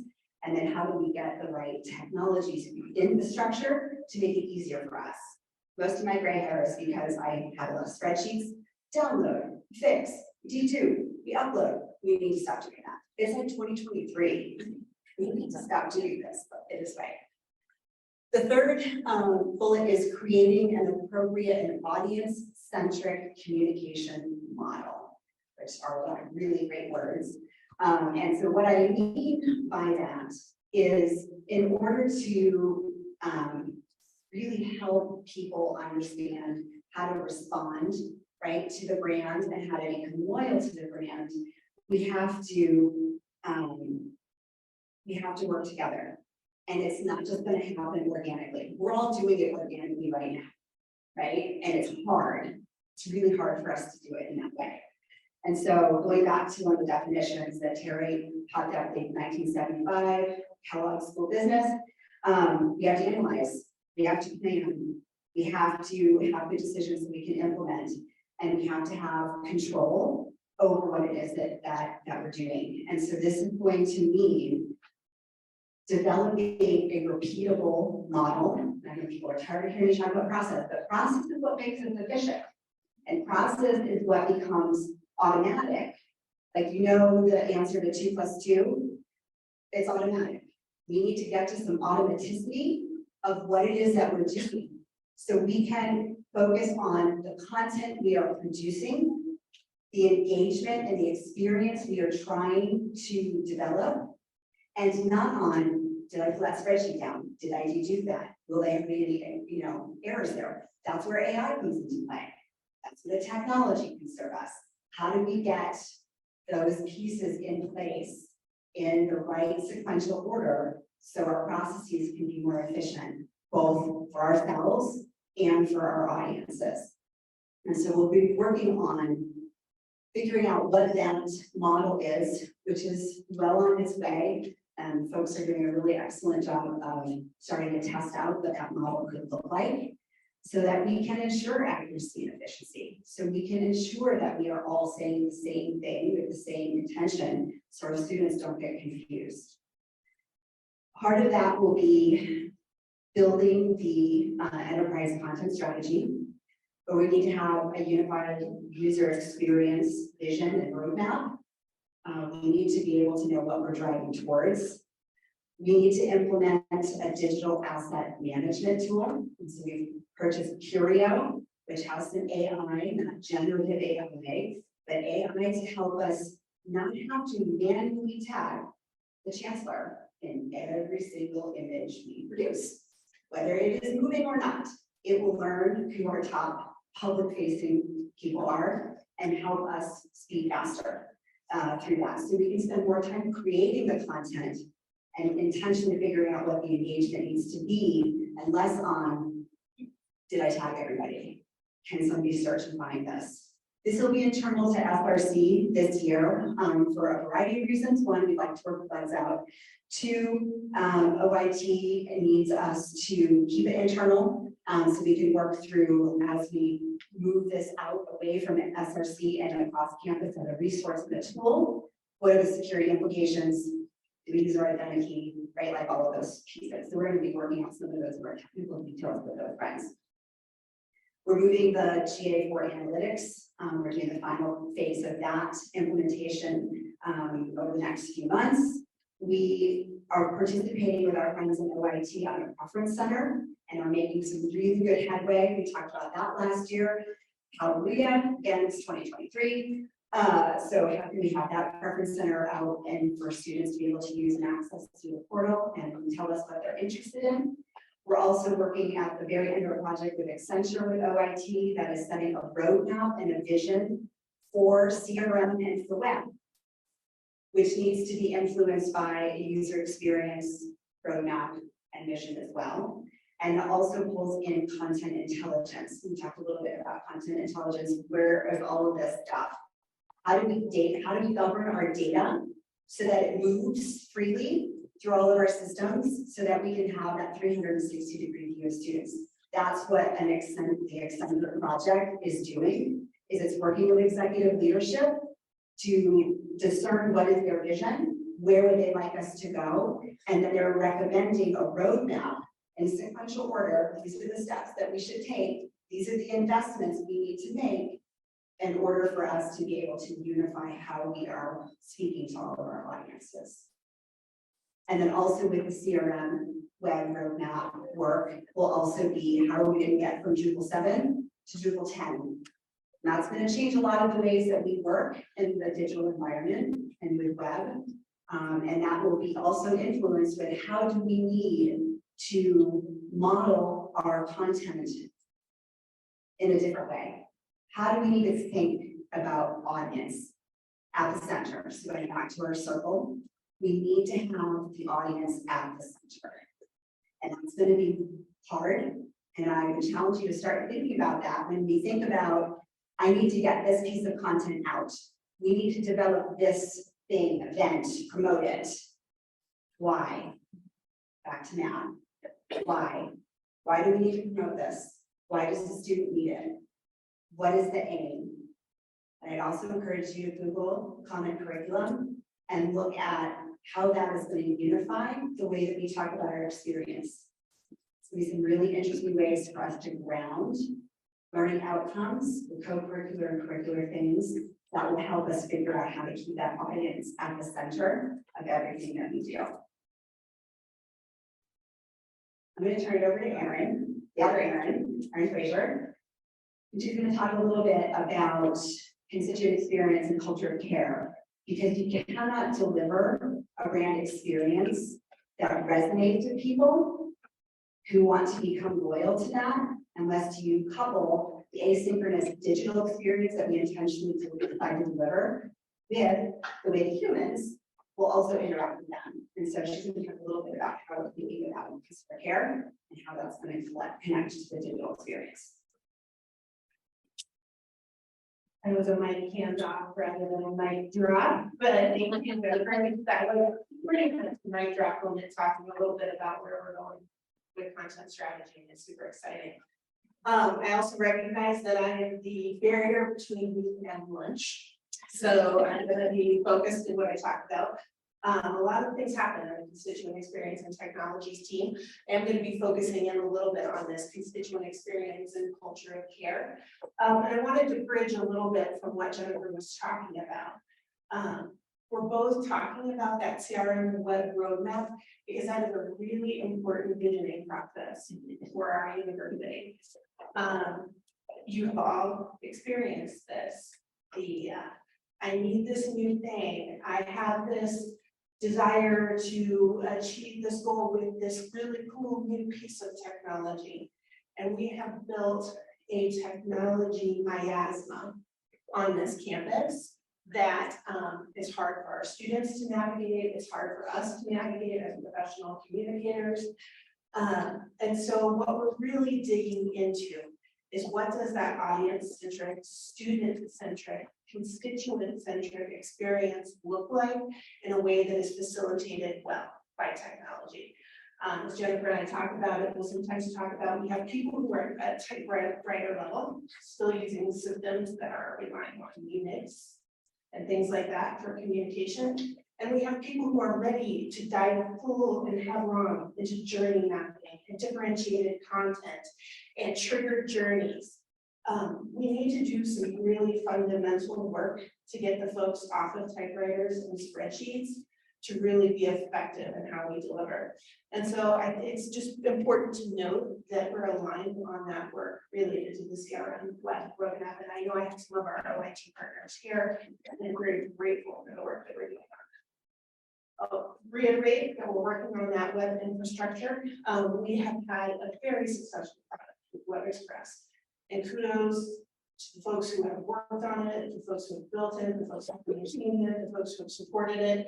It is unique and one of a kind, and I have conversations with colleagues when I talk about how our Web Express platform facilitates, like, for example, CU Boulder today, and they are awed at the work that we do here. But Drupal 7 is end of life. and we are at a risk stage with it. We've been doing risk mitigation behind the scenes in terms of moving to cloud hosting. And the team is hard at work and doing excellent work in getting us ready to move to Drupal 10. Drupal, the Drupal.org organization released an update. I think it's now been a month ago, that's getting us across that final barrier where we're going to be able to do transitions and migrations of existing websites from the Drupal 7 architecture into the Drupal 10. We're at the testing phase for that. So just exciting things about building the underlying infrastructure that can enable the content vision.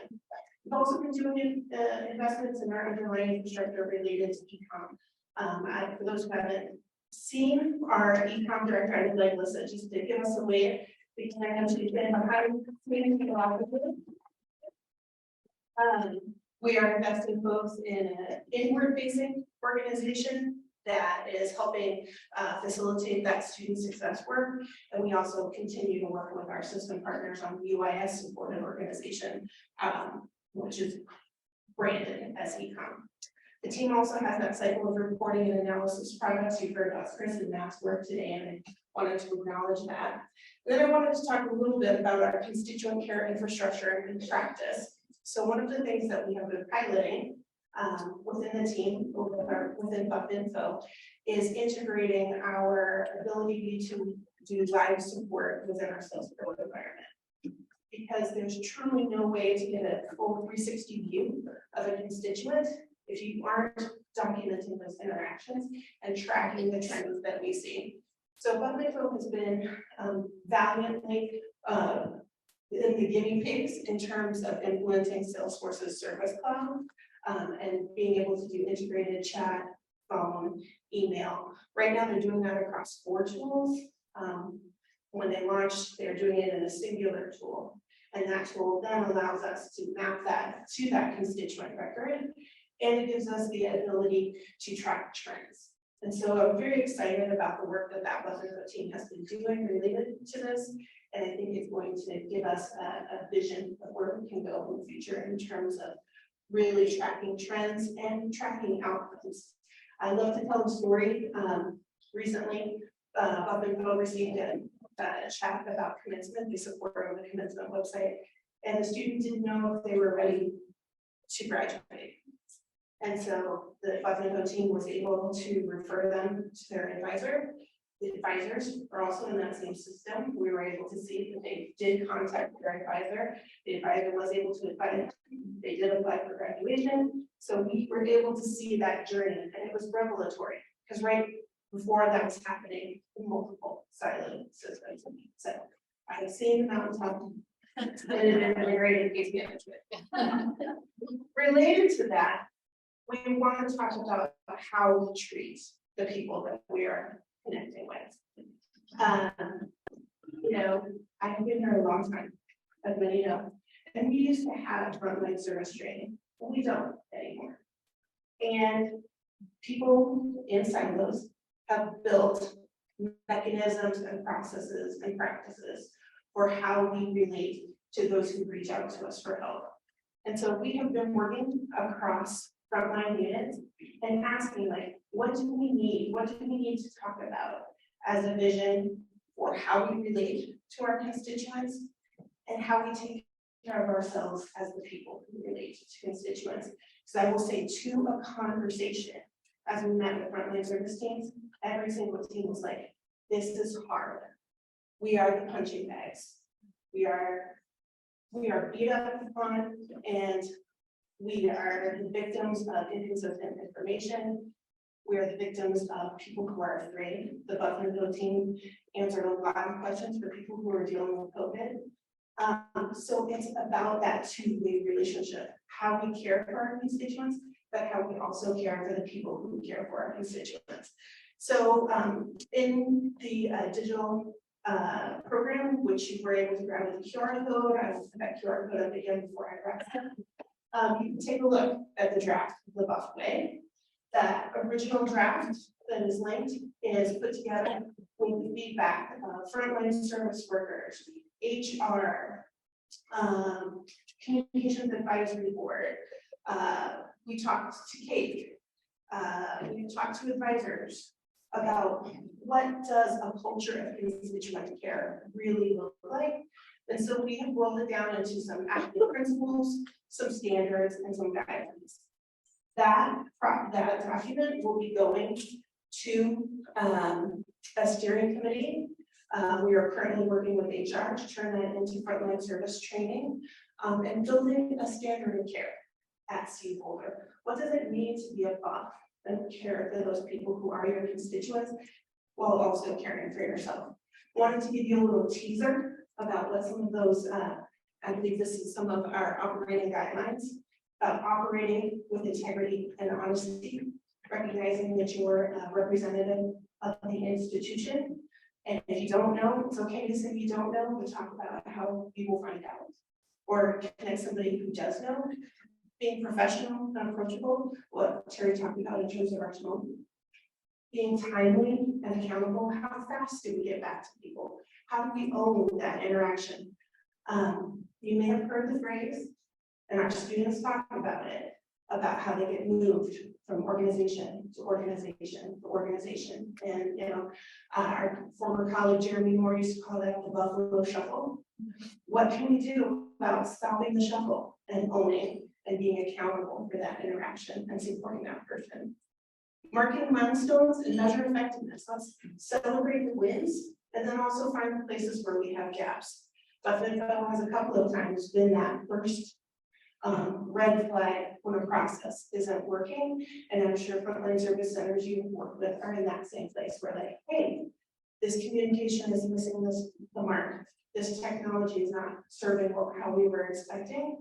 And so how do we connect that canary in the coal mine to actually fixing processes and building a brand experience and that brand promise. And finally, talking about keeping care human. And that's recognizing the humanity of the people that we're working with and being inclusive in that recognition, recognizing different cultural and societal and relational lenses that may come from that constituent interaction, but then also being human and recognizing and supporting the people who are doing that hard work. So that's a little preview. I hope you take a look at the busway. We are always happy to receive feedback. I'll share some additional updates as it goes through steering committee and as we build the training with HR.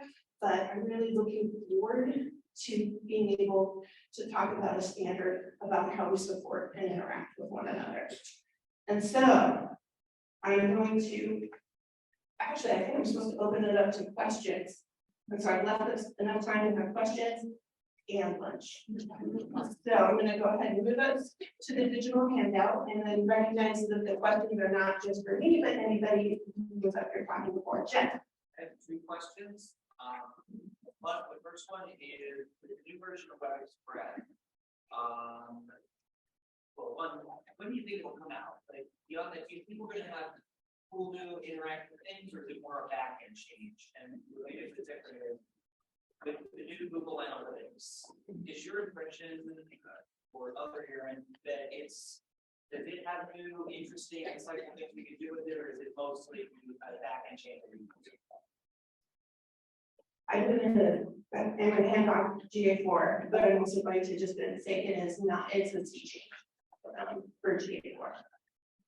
In terms of where Web Express is changing, step 1 is stability. Can we move from D7 to D10? And, you know, when we identified the work that we were doing with Web Upgrade, it was clear nobody had really thought about the high level of risk the Colorado .edu environment is. Web environment is essential to running this place. We need to have one. And so step 1 is stability, getting us to the next level. Step 2 will be leveraging the great work that we're doing with content strategy and adding the cool new stuff. And the team is so excited to add the cool new stuff, but we need to make sure it works first. Okay, and then from the Google Analytics piece, in the digital handout, there is a link to the more information about this transition. And I will also volunteer updated with you as the person to contact. I believe his contact information is on the website, and that's the SRC website, so / strategic relations, but that's all linked in the handout. And so there's more information there. You can follow up with him and we'll get your questions answered. I work with SRS as part of like employee wellness. And I noticed in the report, like, that there's a bullet that says the term employee is triggering for many. I'm wondering how you collected that information, and then also, like, is there an alternative we should be using? Because we just started employee wellness, and now I'm like, well, maybe we should rename that. Hi, Chris Bishop, Director of Admissions, Marketing, facilitated the research for that with a colleague, Betsy Sylvester, who's on Zoom. I think the very important caveat to note is that term is triggering for the faculty. I usually get that response. So I think that's the caveat, that group does not perceive themselves to be employees.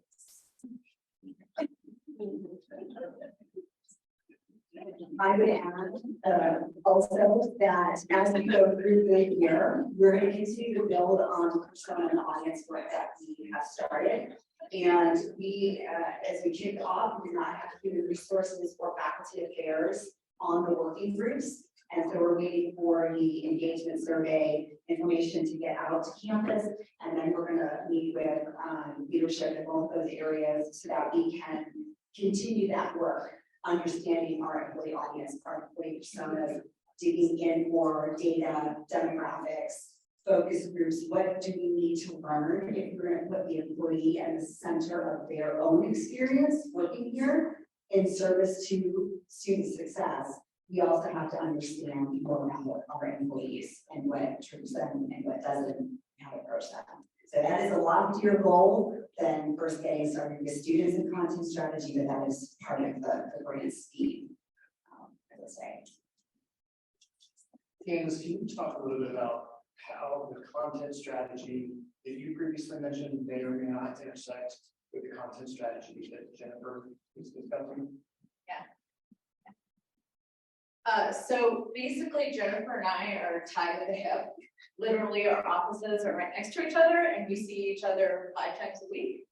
So we are working in tandem together. What I would say that ours is related to when I talk about the testing, it's actually the message framework, the higher level of messaging in general, but the work that Jennifer is doing and also Erin's team, because Erin's team has a market research team. Like we call ourselves Troika.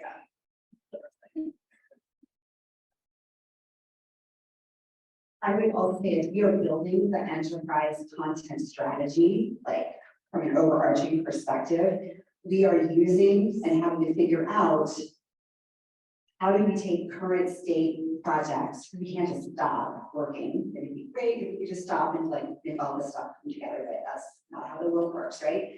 So how are we taking current state projects and testing communication model? How are we testing our testing? How are we testing for new content types or the cool new things we could do in Drupal 10? How do we test in our current state to inform the direction of our future state? So very much in that agile mental space of, how do we test incrementally? So Candace and I are very much aligned, and the things in the process that she's going to work on are going to teach us new things. It's going to involve people and give us opportunities to have conversation about content strategy and what it means and how do we put it into practice. Because it's not anything new, it's the things we do on a day-to-day basis. It's just about alignment. It's about alignment. It's about alignment, and it's about leveraging the power of all of us, pushing to executive leadership, and these are the things that we need in order to do the things, all the things that we want, all your ideas. So we do. So we're very aligned.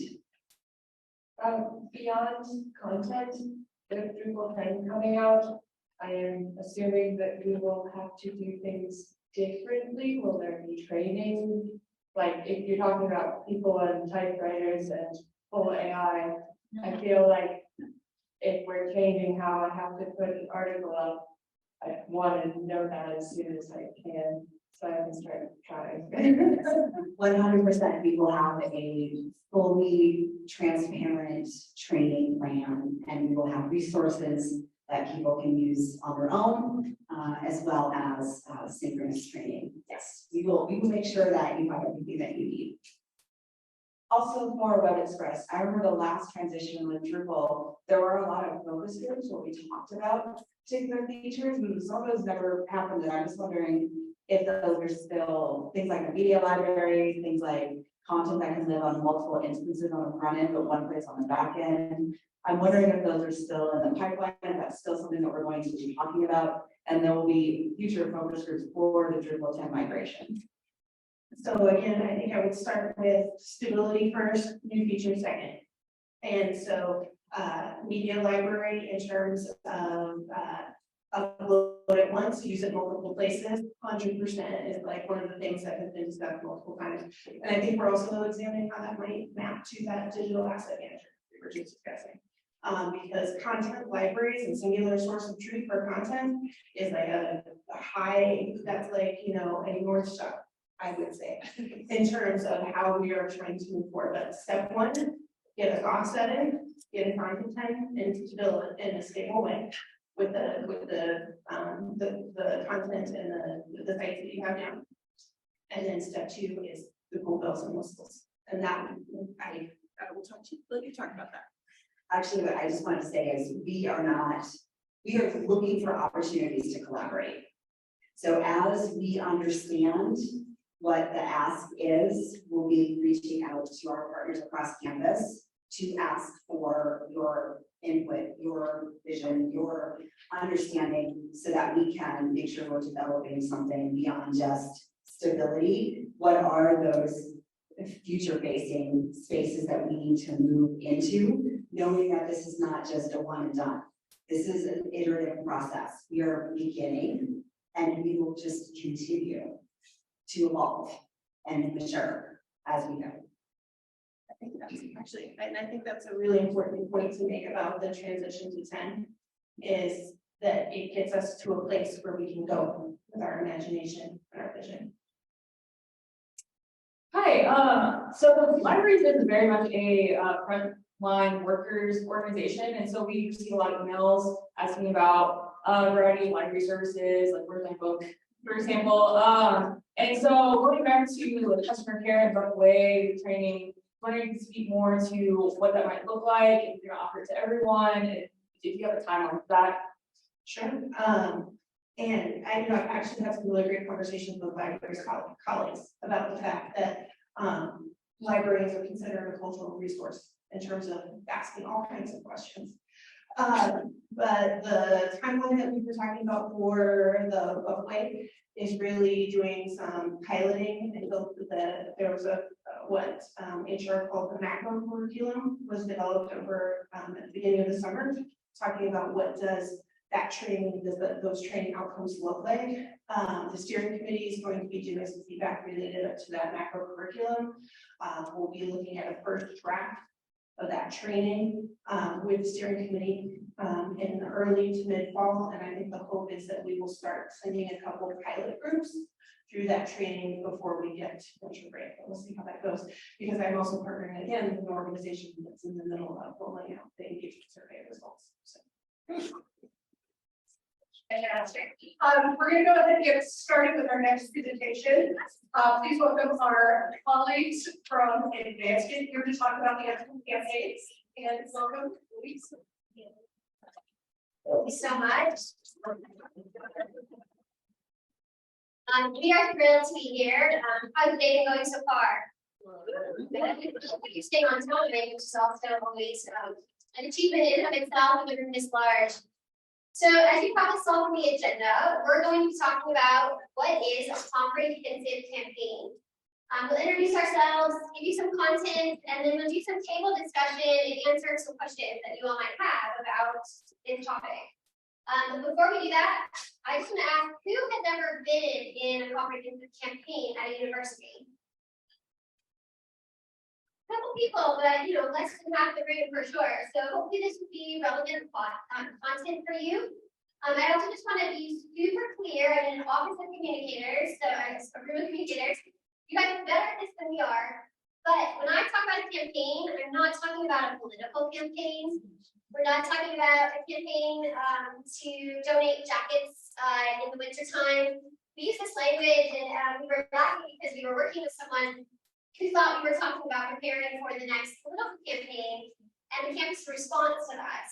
And that's not what we're talking about today. We're talking about a comprehensive campaign to raise resources, awareness, and engagement in the university. So with that, I'm Katie Kutlarczyk. Most people call me KK, and I'm the Vice Chancellor for Advancement here at CU Boulder.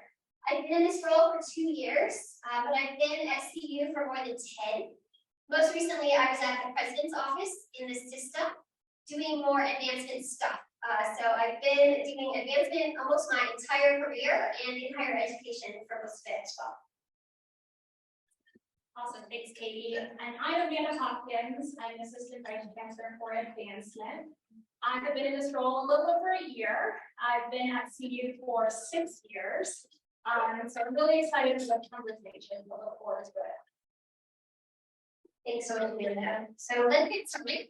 As I mentioned, we'll go through some content here. You're welcome to interrupt us and ask questions. There is another microphone around, I think. If you're just asking a question in the middle of the presentation, feel free to just shout it out loud and we'll repeat it. We want this to be kind of casual and serving your needs.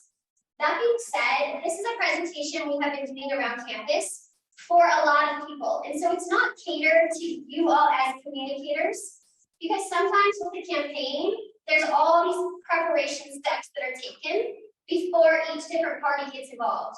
So we want you to see this at the very beginning of our conversation. We want to engage you very early. That means we will not have answers to all of your brilliant questions yet, but still feel free to ask them. We'll take notes. One of the most important things to understand about this comprehensive campaign for the University of Colorado Boulder is this is the first time CU Boulder is doing a campaign like this. Is anybody surprised by that? Yeah, a couple surprise hands. You should be. If you're not, you can have been at other universities.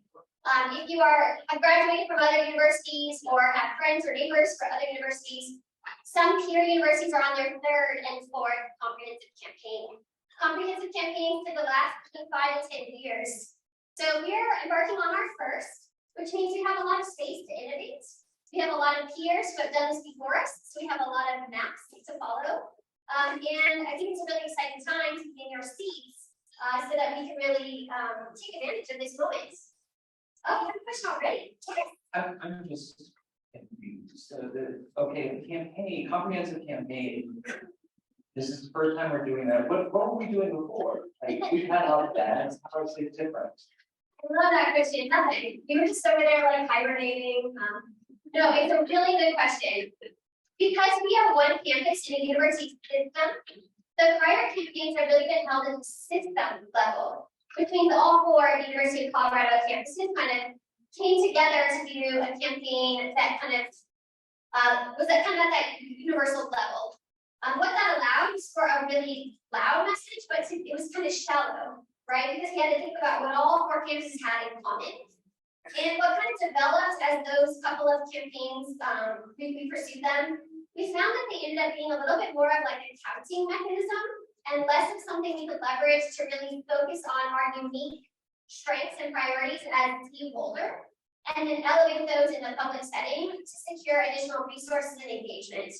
So we, as Advancement, advocated at the system level that each campus should have the opportunity to host their own campaigns because we think the results will be better. We'll raise more money, we'll raise better visibility and awareness about who we are and what we stand for, and we'll get more constituents engaged for the long term. And ultimately that was granted. And so here we are, embarking on the process. Oh, that's a good point. Yeah. So sometimes you hear this campaign terminology used for a capital campaign or a building campaign. We have done many of those. So things that are unit-based, school or college-based. We did a campaign in our athletics department. Some of you might remember the Sustainable Excellence Initiative. So we have done a lot of things that look similar But doing a comprehensive campaign, we think will really unify us as a campus and help us to capitalize on some of the really incredible philanthropic opportunities that are taking place in the landscape of people giving money to universities. So that's why we're switching tactics, switching strategies. This one takes a lot more preparation, planning, coordination, collaboration across all the different parties, which is why some of you in your units were probably very involved in something that you were raising money for. But now here we are standing in front of you across all the units saying, can we get together and really solidify what it is our funding priorities, our funding and engagement messages externally. So with that, we'll get into the content. I'll let Amanda talk more about campaign phasing. I also wanted to mention Amanda, she mentioned she's our ADC. She's running our campaign planning process. So she is the real expert here. So a lot of questions to answer by Amanda. Thanks, Katie. And actually, most of our slides, not actually all of them, will be talking about what is a comprehensive campaign. So look at these as, again, covering the entire campus. And so campaign phasing, we thought it would be helpful to first just level that on the different steps that make up a comprehensive campaign. And so right now we are in the planning and preparation step or phase, and we'll dig into that today. Much of our discussion will talk about what we recently completed in that phase and what we are in the midst of. After planning and preparation, you go into the leadership phase of a campaign. We'll just disregard quiet because that's kind of evolved over time to really what a leadership phase is intended to do is really shore up any infrastructure gaps that we have identified. It's also intended to raise about 60% in leadership gifts. So a lot of the transformational gift conversations will be happening during that time frame, as well as building momentum in our engagement goals. And so that phase typically takes about 3 to 5 years. Next, we go into the launch or public phase, and that's usually marked by some level of a splash, right? You're telling your entire constituency at that time that you are in a comprehensive campaign. You are describing what the campaign is intended to accomplish, so the campaign vision and all of the content and creative is really out on full display. And so that's the launch public phase. At the end of that is the celebration and wrap up. And that's really where we're highlighting, what did we accomplish? What was the impact that we made during that time? And we're really looking at the areas that we might need to lean in more and the lessons that we've learned coming off of the campaign, which is again, goes into evaluation and analysis, which is really looking at what would we do differently? We like to say this is going to be our first campaign, campus-based campaign, not our last. So we're not trying to accomplish everything on this first go around. We're really just trying to learn as we go and also really make some, some movements in a forward direction. And then finally, we do it all over again. It's important to know that campaigns, comprehensive campaigns, take on average now about 8 to 10 years. The average is about 9.1 years. So again, it's not meant to be just a quick, we complete this capital project and we're done. It's really meant to kind of take us through the next few years. So the next 2 slides are really meant to manage expectations. What can a campaign do? And conversely, what can it not do? So these are just a few highlight slides just to kind of give everyone, it's just a finer point on some of this information.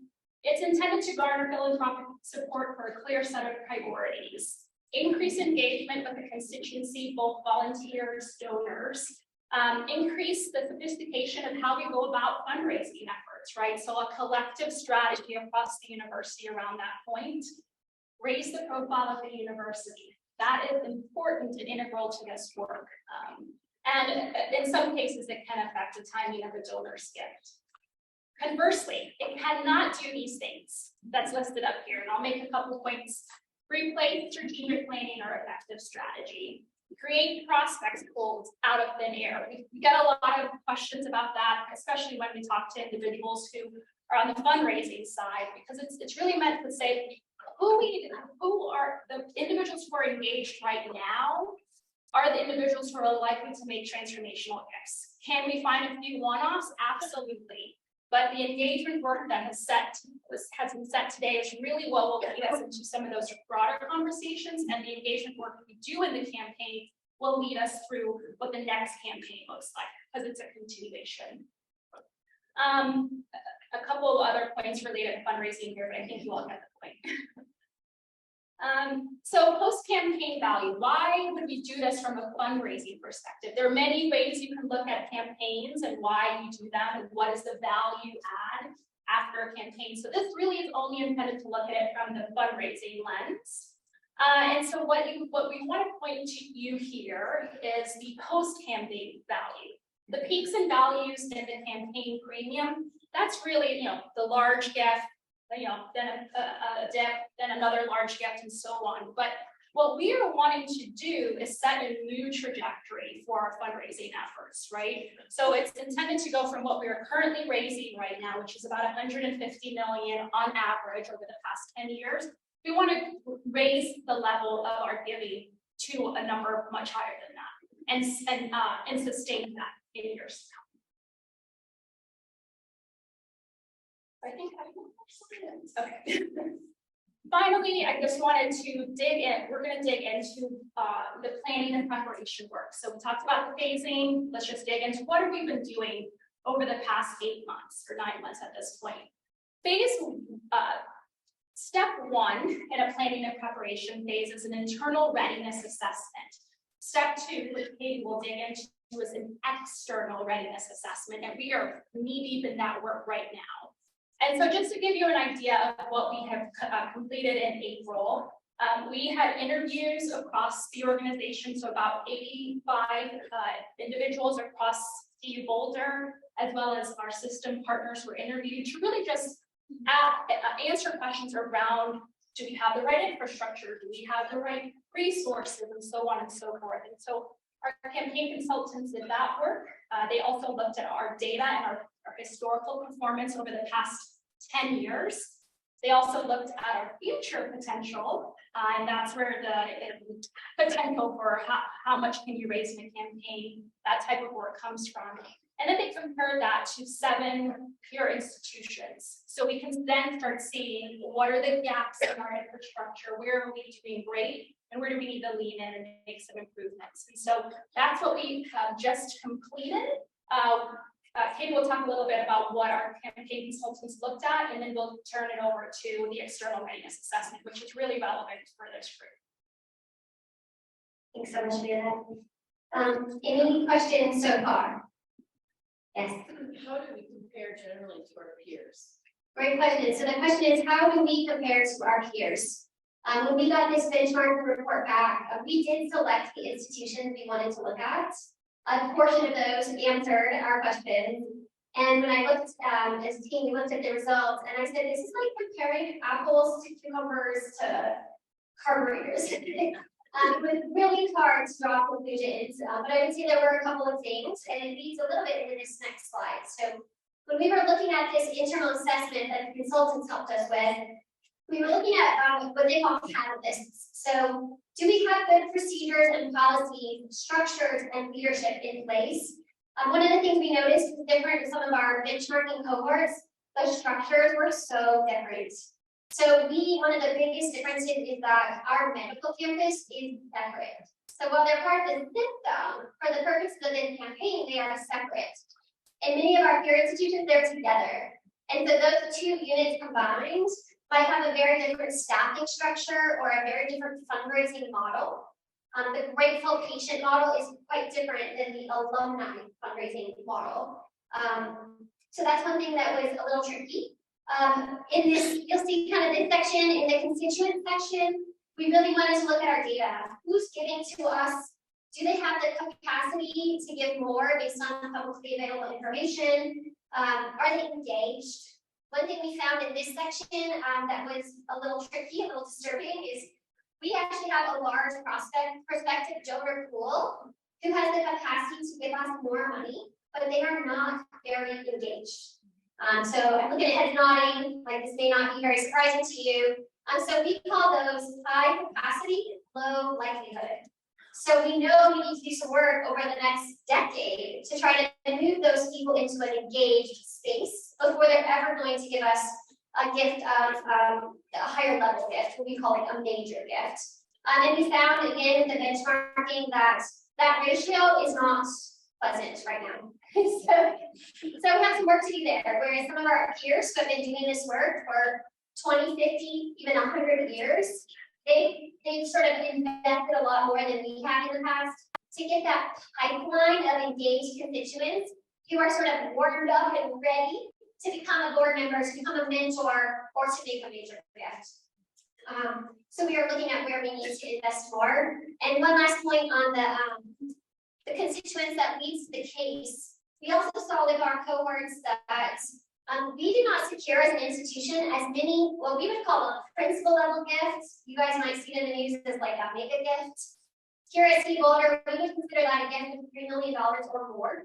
So a single donor giving us a $3 million gift or more in one moment in time. We do not secure very many of those right now, but we should. And so we've been talking about how do we realign ourselves to capture that potential, and what have we been doing in the past that hasn't been enabling us to maybe be as successful as some of our peers. So, for example, some institutions will see about 20% of their annual fundraising totals come from their largest gifts, whereas we were more close to 12%. That's a big difference when you start looking at the types of numbers, people getting $50 million gifts. So it's something we need to do, and it will be driven. One of the assumptions we have, the hypothesis, is that our case hasn't been as strong as it could be. So the case being grounded in a strategic vision, being focused on really big ideas that have impact on the world, that actually solve problems out in the world. Versus I think we've had more of a tendency to focus on our needs in sort of isolated silos. So I need a building. And you all as communicators probably about this every day. Why? Why do you need that? Why should you care that you need that? Why is that input important to the university? And then even more for a fundraising perspective, why do people out in the world care? So we do a lot of like navel gazing, like this is important because it's important to us. When you're doing a big campaign, you're thinking about big gifts, you have to think about how big ideas have big impacts on the world, not just on our, little microcosm. So some of the high-level observations that came out, so I give you kind of block down reviews. It was not all bad. It was actually mostly good. The consultants could not find a reason why we should not embark on a campaign. And we were open to that, and they have told other people not to never do a campaign, but to wait. They said you really need to solve for X, Y, and Z. In our case, there's no X, Y, and Z. We are ready. We should pursue. We are on the train tracks. We're headed forward. We do have some work to do. I mentioned a couple of these already around those big principal level gifts. Not forgetting that if we only do that, we will be another 10 years of that low likelihood, low engaged population I talked about. So we have to somehow do both, but prioritize when we have the resources to pursue the best outcomes. This bullet here about being properly optimized, we're taking a lot of internal responsibility. We want to make sure that we are accessing every single resource on this campus that will care and contribute to this campaign. This is not just about make advancement bigger. It's about thinking about people like you all who are out there who maybe this work would really help some of the goals you have and some of the work you're doing in your seats. So how do we really optimize and resource ourselves to be successful? And then that last bullet point, hopefully you all kind of jump straight to that. It's another opportunity to tell our story and to tell it in a cohesive way, in a way that really capitalizes on all the things that we work here for. Like, why do we come to work every day? There are amazing, brilliant things happening. And the campaign gives us a platform to really be thoughtful about how we share that story. So as Amanda mentioned, we're knee-deep in phase 2, which is really, phase 1 was really focusing on a lot of data, a lot of internal. Now we're starting to look more external. And what do we do to start that? Look internal again. So last week we had 12 interviews. So kind of we started, we're kind of let's get this one. So the first bullet here, this one, we're here. And that first bullet kind of broke down into its parts, and that is what we're in the middle of. You can see kind of like right here. Basically, what we're aiming toward is gathering what our campus and our campus leadership thinks are our biggest potential funding priorities. This is different than the best thing to do as a campus or the most important thing to do as a campus, because some things are really important, but they're not very fundable. That makes sense. They're harder to explain out to the external audience, or maybe they just don't have a natural constituency. So we're focusing in on the campus strategy of that strategy. What are the elements that our campus leaders feel are the top funding priorities with the most potential? So last week, we had 11 clusters of interviews that ultimately resulted in over 35 campus leaders making a 10 to 15 minute presentation about what they thought the top funding priority should be from their perspective.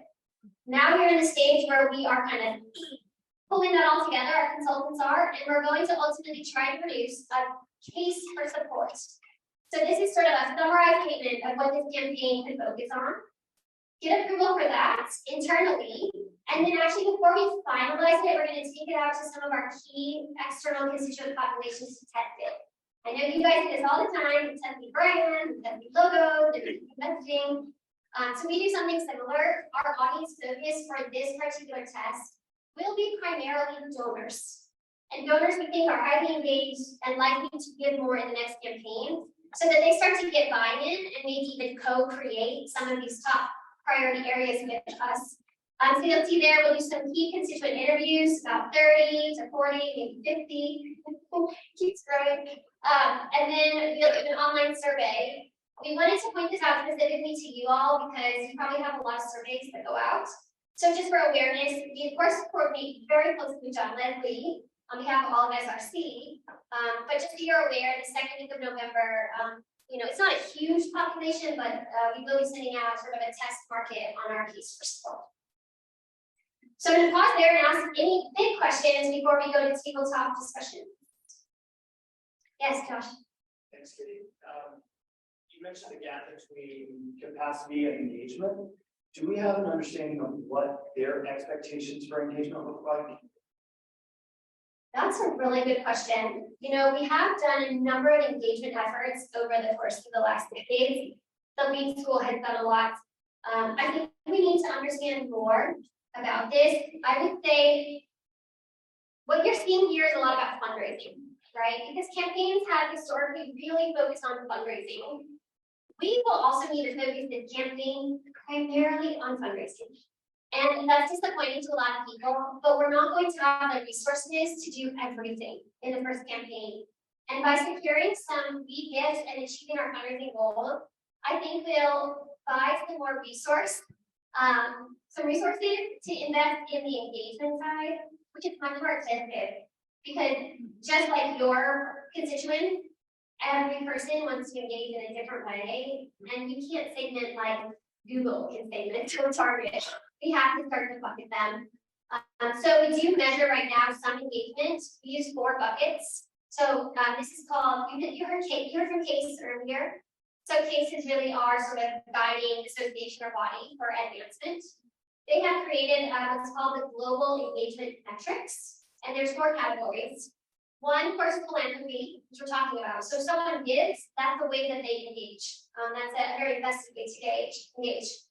2, experiential. They're a mentor, they're a volunteer, they sit on the board. 3 is communication. So they advocate for us, they tell their story, they like our messages on what's popular right now. Instagram. Threads. There is new and trending. So trying to catch those. And 4 is volunteerism. Sorry, I got it backwards. Volunteerism is the sort of mentors and board members. Experiential is coming to an event. So you're not as invested, but you show up.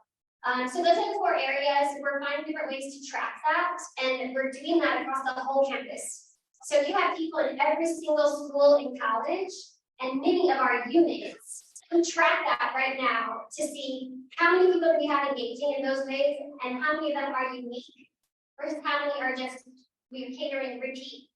You know, the same 50 people for HCMPI are engaging in all 4 ways. So I dodged your question, hopefully successfully, because we only know so much, and we're only gonna be able to invest so much in this stage of the campaign. As a fundraising campaign, and it sounds like this is focused on kind of the big donors, will like the general public see this campaign, or is it more like one-on-one interacting with, you know, people with lots of zeros? So, when we get into the public launch phase, so I think I said 3 to 5 years would be in the leadership phase, public launch, that's when our messaging, our communication, and our engagement work will be on full display. So the goal is to engage with our full constituency during that time. We will have to pick and choose which mediums we can do that with, but there is the public phase of this is intended to ensure that the university is on full display.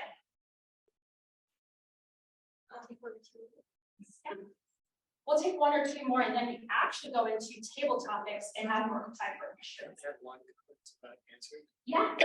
So just to add a little context to the answer about the publicness of the campaign, you heard Candace talk about you heard Candace talk about the research reputation work we're starting to engage with Rio, and we'll be engaging a lot of folks in this room in that as well.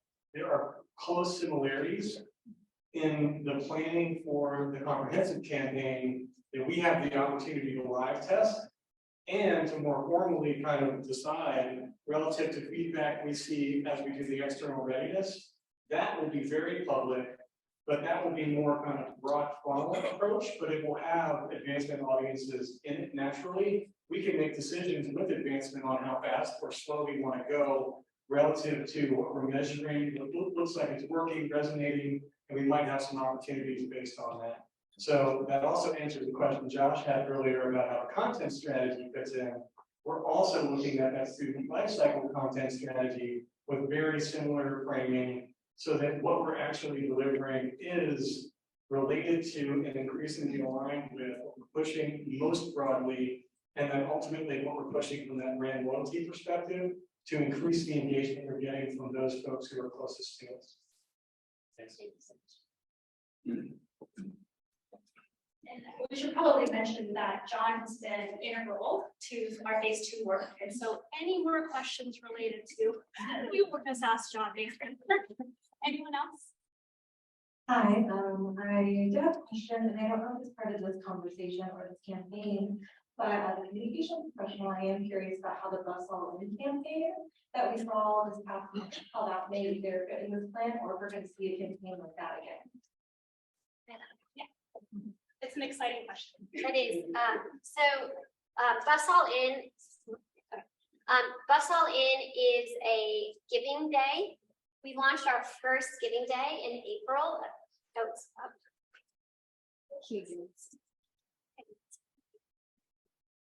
Oh yeah, now it's related before. Thank you. So Bus All In is a giving day. So how many of you have a different university you work with that has a giving day that you've noticed? Okay, so we're going to take this strategy, but that was very interesting. Many universities will do sort of a unified effort around a giving day where they encourage a volume of gifts for smaller cost projects with high impact. So we did our first one in April, and we do plan to repeat that every single year. So okay, we can share the date. Yeah. Okay. Next year we landed on March 6th. So write it down, March 6th. It's coming out.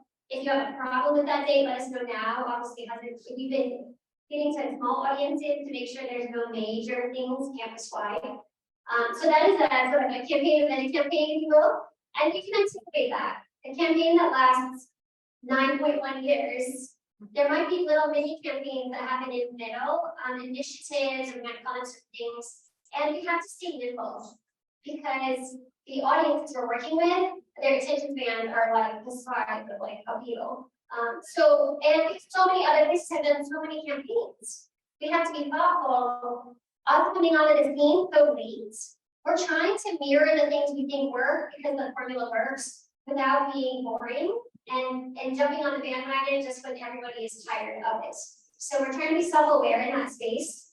And there's some interesting things people have done throughout a campaign to have little peaks and valleys. So for example, 2026 is our 150th year of existence. So the fifth centennial, 150th anniversary. We're thinking about whether that plays a role and what would that role look like and how would we leverage it. I don't think I'm speaking out of turn saying, in 10 years, we might experience some leadership transitions at any level of the organization. That's a long time for one person to serve in one leadership role. We need to remain agile and recognizing, hey, some of these key priorities and key messages might shift or change. So we want to pick the ones that are most evergreen while also not getting stuck. And then 9 years from now, when AI is running the world, we're trying to do everything the same. So it's a good question about sort of mini campaigns. We do envision continuing to have Bus All In campus-wide giving day at least once a year on March 6th, 2024 for the next one. So now I think we'll launch the activity. Yeah. All right. Carrie, I just want to do a quick time check. See how long I can give for. Okay. Perfect. All right. So this is the interactive part of the session, but actually you all have been very active, so might not need this as much as we thought. So we thought it would be helpful, since we are all at tables, to have a conversation around these questions. They're really just meant to be a guide, but as Katie mentioned earlier, we're really in the phase now where, and we're wanting to engage you all early in the, what is the marketing communications part of this, right? And so there are some content level questions here, but then also just questions that are a little bit more broad.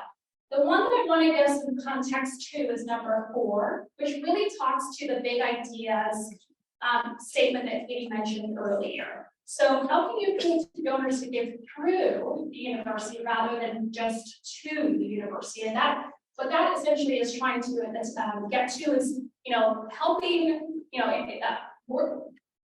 donors seeing us as a catalyst to help solve a societal problem or advance a societal solution.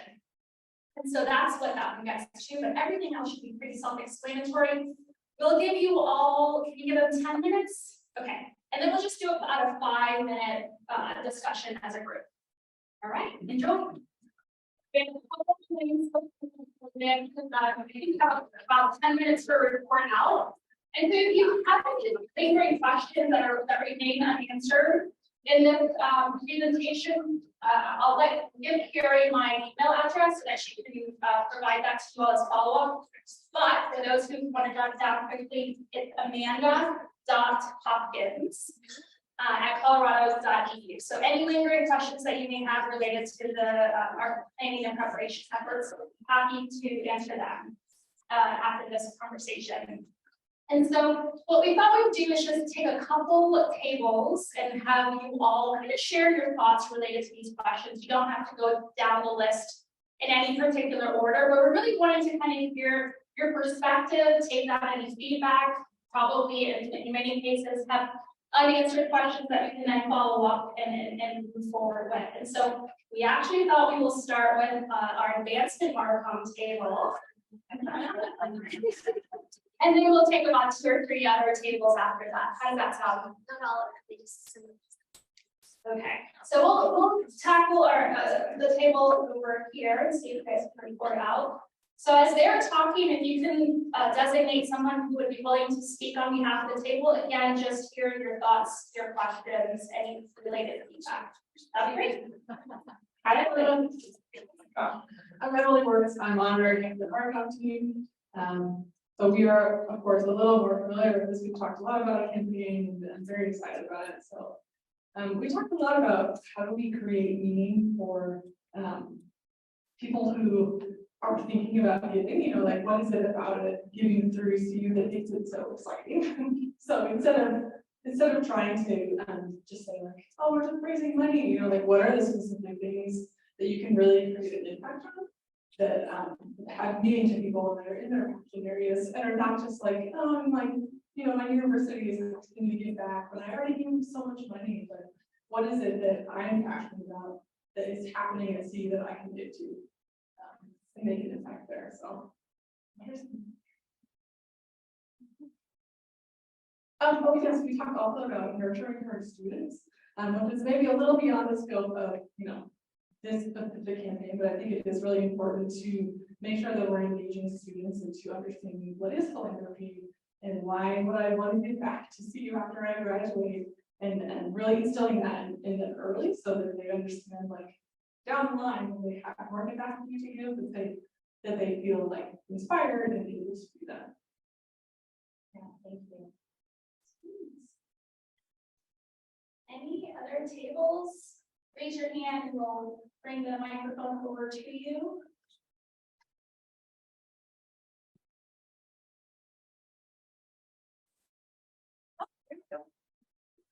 This one. Thanks for coming.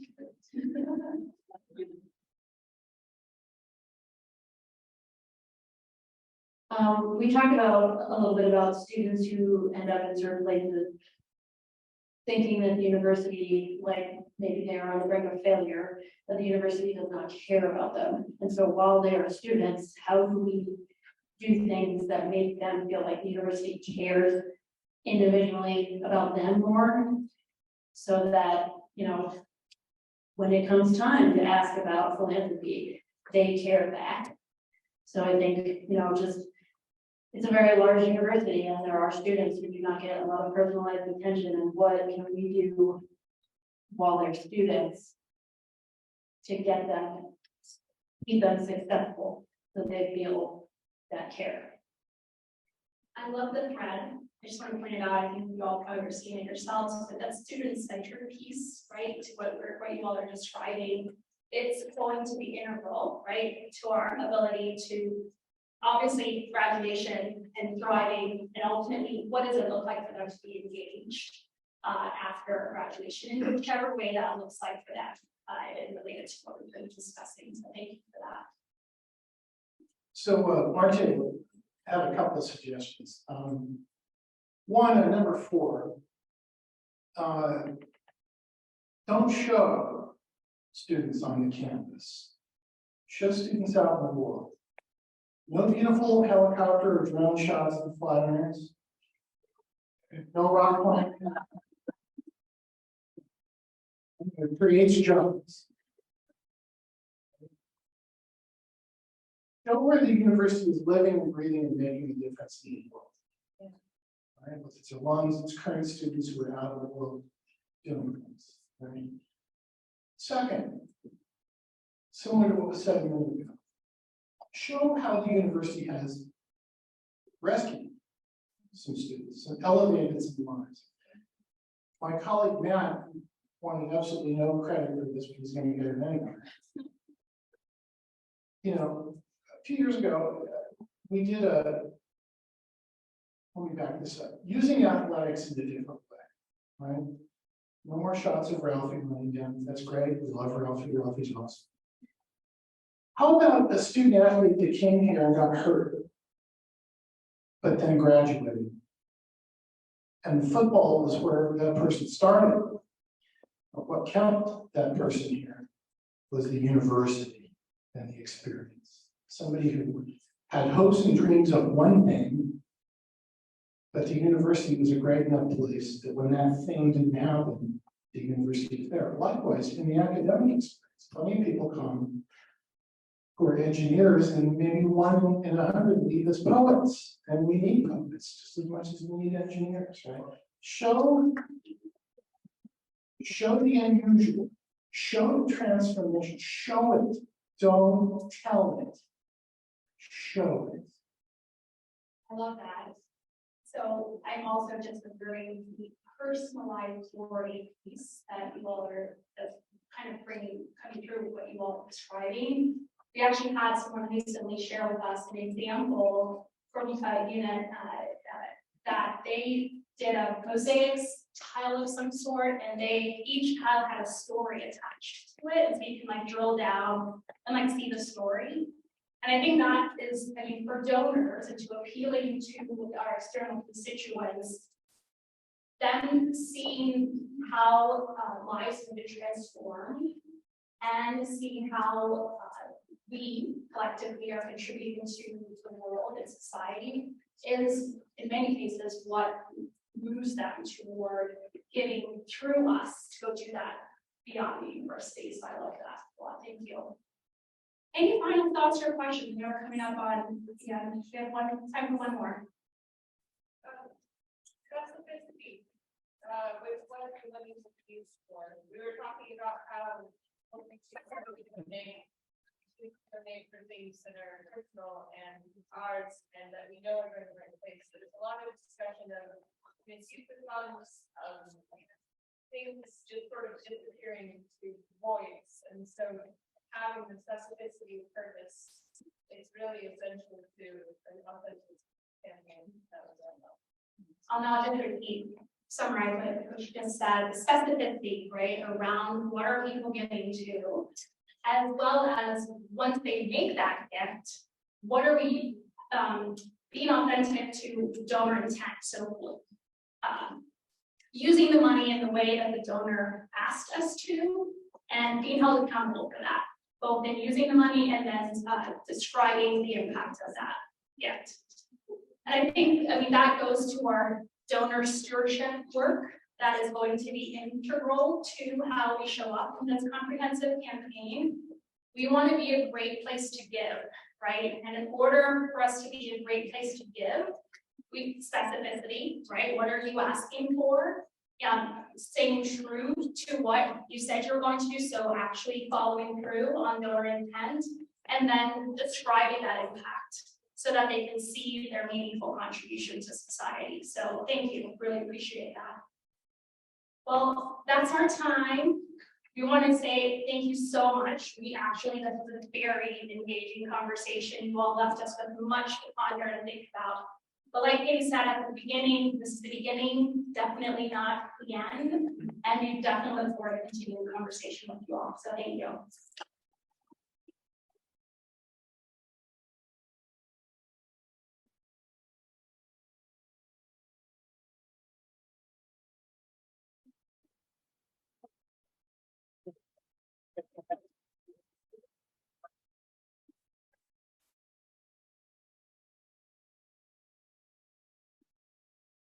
How's everybody doing?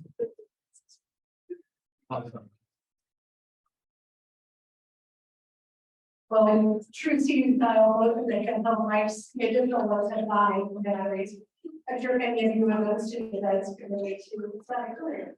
So we're going to turn it over for a Q&A with our esteemed leader in SRC to answer any questions you have. And then to wrap this up, I have a couple of trivia questions. And we have a few bags of prizes for folks. So I want to thank you all for coming. And over to you. Thank you. Thanks everybody for a really fun conference. It's been amazing to engage with you all this morning and into the afternoon. I hope you have found this time valuable, and we're really excited about the opportunity to continue this type of engagement. So what we're looking at as follow-ups will be something in the ballpark of a quarterly networking opportunity, where we'll invite the full group to some unstructured time where you can reconnect with each other, continue conversations maybe you started today that have been ongoing. And we'll do something along the lines of the lightning round, where we have opportunities for folks from different units to share what you're doing, exchange ideas, and maybe enjoy some opportunities to do some Q&A and things like that as well. I encourage you to check out our updated strategic relations and communications website, colorado.edu/strategic relations, and that digital download has the link. And with that, I will open it up for your questions or comments. And if you don't have any, I will let you. Oh, should we talk about Boulder? Yeah, we should. I think Terry actually did a nice job. We occasionally get questions about, are we still doing that? And the answer is yes. The data that we get annually on the efficacy of Boulder, particularly in recruitment, but also with current students, indicates that it is very effective. It remains a great introduction to the club experience. And content strategy work is really starting to lean into kind of how Boulder fits in with bus, fits in with Forever Bus, and how all those things kind of tie together. As our students and employees and faculty, their experiences and generate lasting, meaningful value with the university and the relationships that are fulfilling.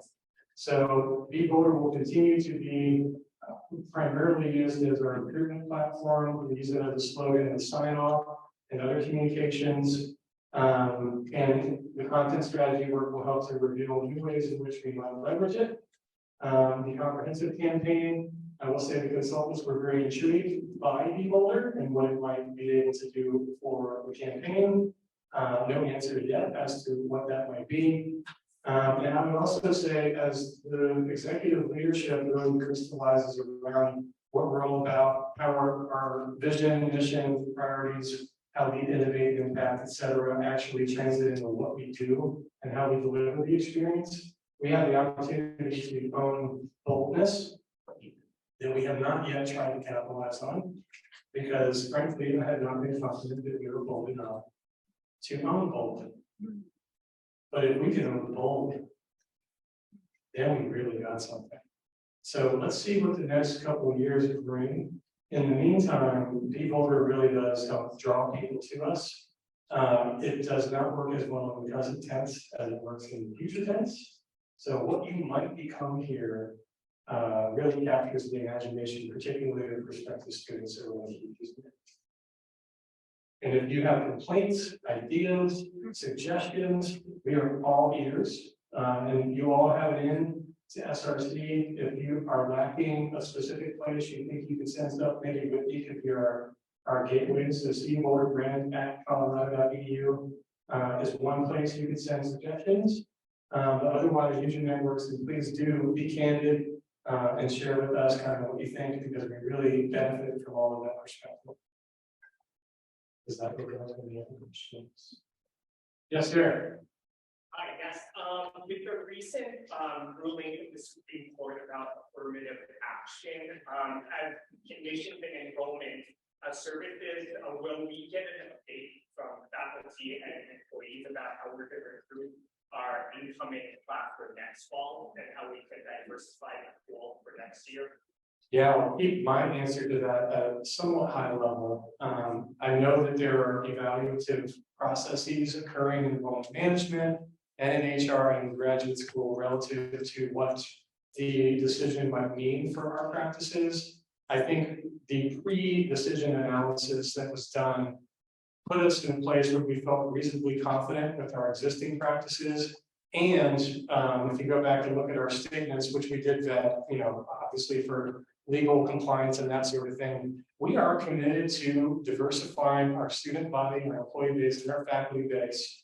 And we will continue to be committed to that. So with regard to how that might show up in our specific processes for admission at the undergraduate and graduate level and online, et cetera, I think the specifics are things that we will be tweaking as we move forward. And then the kind of employee and faculty side of things, I think we'll continue to put our feet on the accelerator pedals, hopefully electric, and keep moving forward. In light of that decision, I think higher ed generally has said, okay, but we're going to keep going.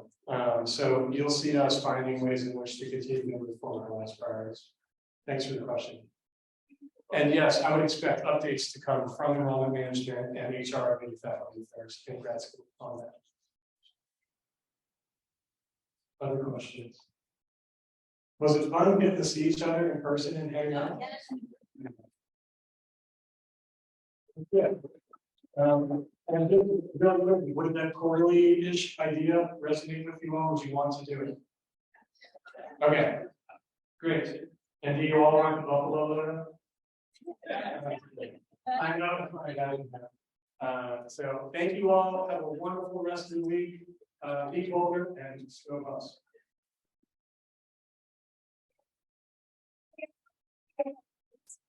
So the first person to stand up gets to take a crack at answering it. We have to wait till I finish asking you the question. No preemptive. So All right, ready? Which rally are we on? Stand up. Correct. All right. You're on our rally. And this is in the last presentation. Let's see if you were paying attention. What year was CU established? 1876. Correct. Yeah. All right. When you are 50, it is time to get this CU developed vaccine. People, that's right, Robson. It was developed here in 2016 or 1916 and 2017. Most of the SRS leadership team is 50 and us, so we all around the How many astronauts have graduated from CU Boulder? Looking at the engineering table. Well, no. 19. No. 20. No. 17. No. 18. 18.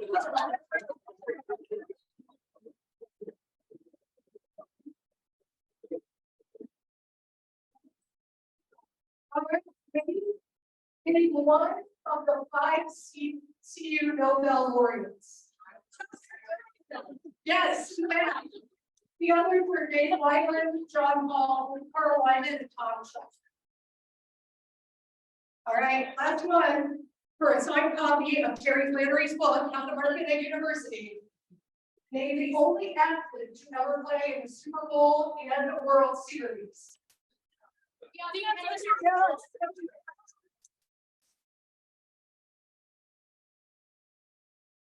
Thank you all for coming today. We shared out the presentations and we'll see you in our next gathering.